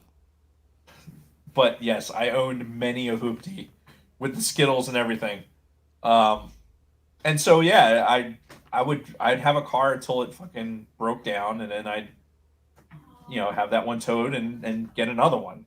Pay $500 and keep it running for as long as it would go, and then fucking did that. Every car that I owned that was like either from 1985 or I owned so many cars that were either 1985 or 1986. Mm-hmm. I mean, I probably 10 different cars from that era when I was driving in 1994. Yeah. It's we need to have a show, but just on that. We alluded Oh, to it I before. could tell stories about my first cars and all the Yeah, bullshit that went into. I think I'm up to 20 now. God damn. I've had over 20 cars registered in my name Mm, since I've started driving in 1993. So how long is that? 28 years. Sure, what he said. Yeah. It's a long time. It's a lot of different cars. Mm-hmm. But anyway, All yeah. right. We should probably pack it up. Jason's getting the squints. You can see it. He's getting a case of the squints. Yes. My Dodge 600 blew up in my driveway. Nice. I had two. Yeah, we need a whole car episode, honestly. Oh yeah. Oh yeah. No, I've got plenty of stories. Uh, Jason, how's your Cali fam doing with all the fires? Just dealing with the fucking smoke in the area. So it's like always hazy out there, and air quality is shit. Nobody's displaced or anything. East Coast. Yeah, yeah. I was just having that conversation with Kristen today. I think as expensive as it is to live out here and all that, we never have to worry about droughts. We never have to worry about fucking flash fires and Yeah. all that stuff. We get plenty of rain out here. Yeah. So You get the occasional hurricane. yeah, Otherwise, it's a little give and take. Oh, did you know? Oh shit! Today is the 10th anniversary of. Do you remember no. the Great Quake of 2011? Oh shit! Today is the 10th anniversary of that. No shit. Yeah, the big quake in the Northeast. Wow, the one that fucking almost toppled the Washington Monument and all this shit in DC. Well, there was the the great meme that came out after that was like a lawn chair, A lawn like, chair tipped falling over. over. It's like never forget. Dude, that you say that Well, fucking yeah, no, hurts. it was wild. It was crazy at the time. Yeah, because I was in the squadron, Oh yeah, I was right? there too. On the second floor of the squadron, Me too. watching the fucking window panes do this number. Mm-hmm. Thinking like, is there a plane crash? Like, what is happening right now?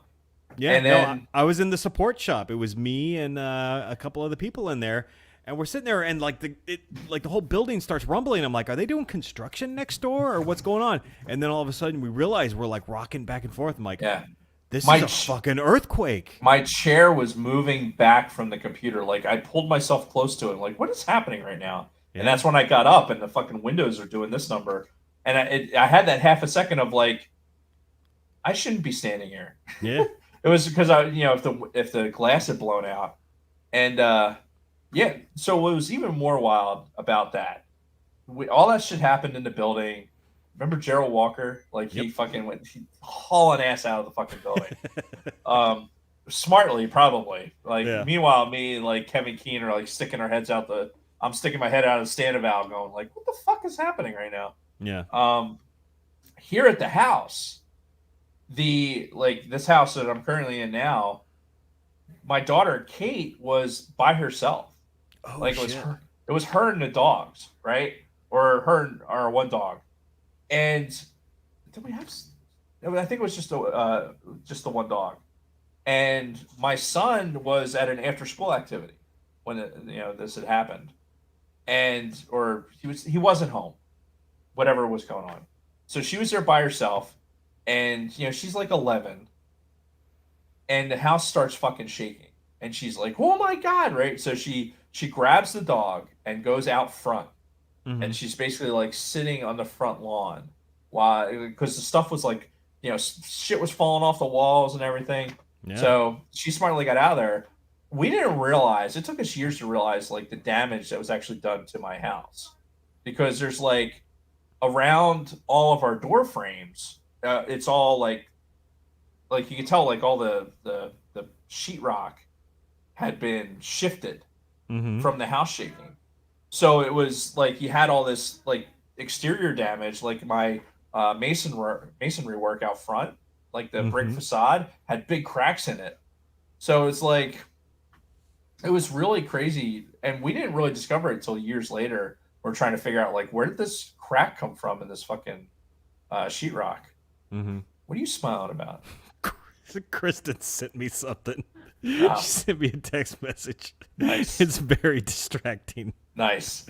Um, Uh, yeah, and you know what? As when I was a kid, like we lived in California. We lived in the up in the Concord, Alameda area when my dad was stationed out there. So it wasn't a California earthquake, but for New Jersey, where that is not used to, the buildings aren't designed to fucking be surviving earthquakes. It yeah. was it was it was interesting. It was Yeah, but interesting. again, like no real damage or injuries or anything, but the fact that it was a pretty pronounced earthquake and it was felt all throughout the fucking Northeast. Because the explanation that I heard after the fact is that, all the tectonic plates and everything are all like, pretty tightly bound up here.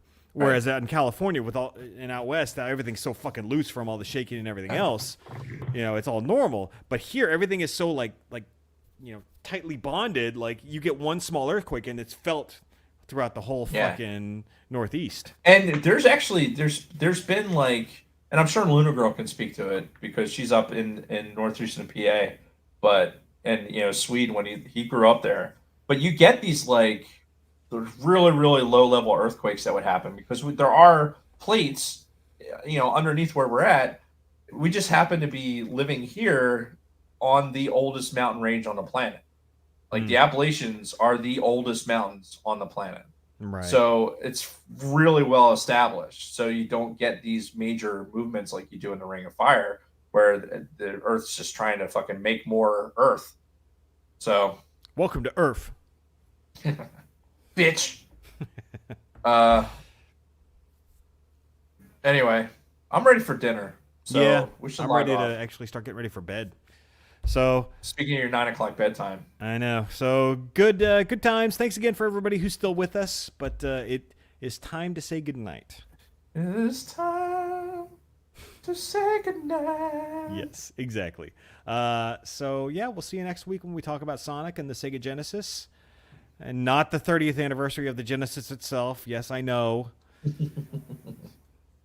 Thank you, chat, for correcting us. No, fuck you, Chad. All right, we'll see you guys next week, and tune into the Escape Pod on Wednesday. Word, Peace, do it. bitches. Good night, And Dave. tune into Tom or tune into Scott tomorrow. Scott. Tomorrow. Indeed. All right. Good night, everyone. Good night.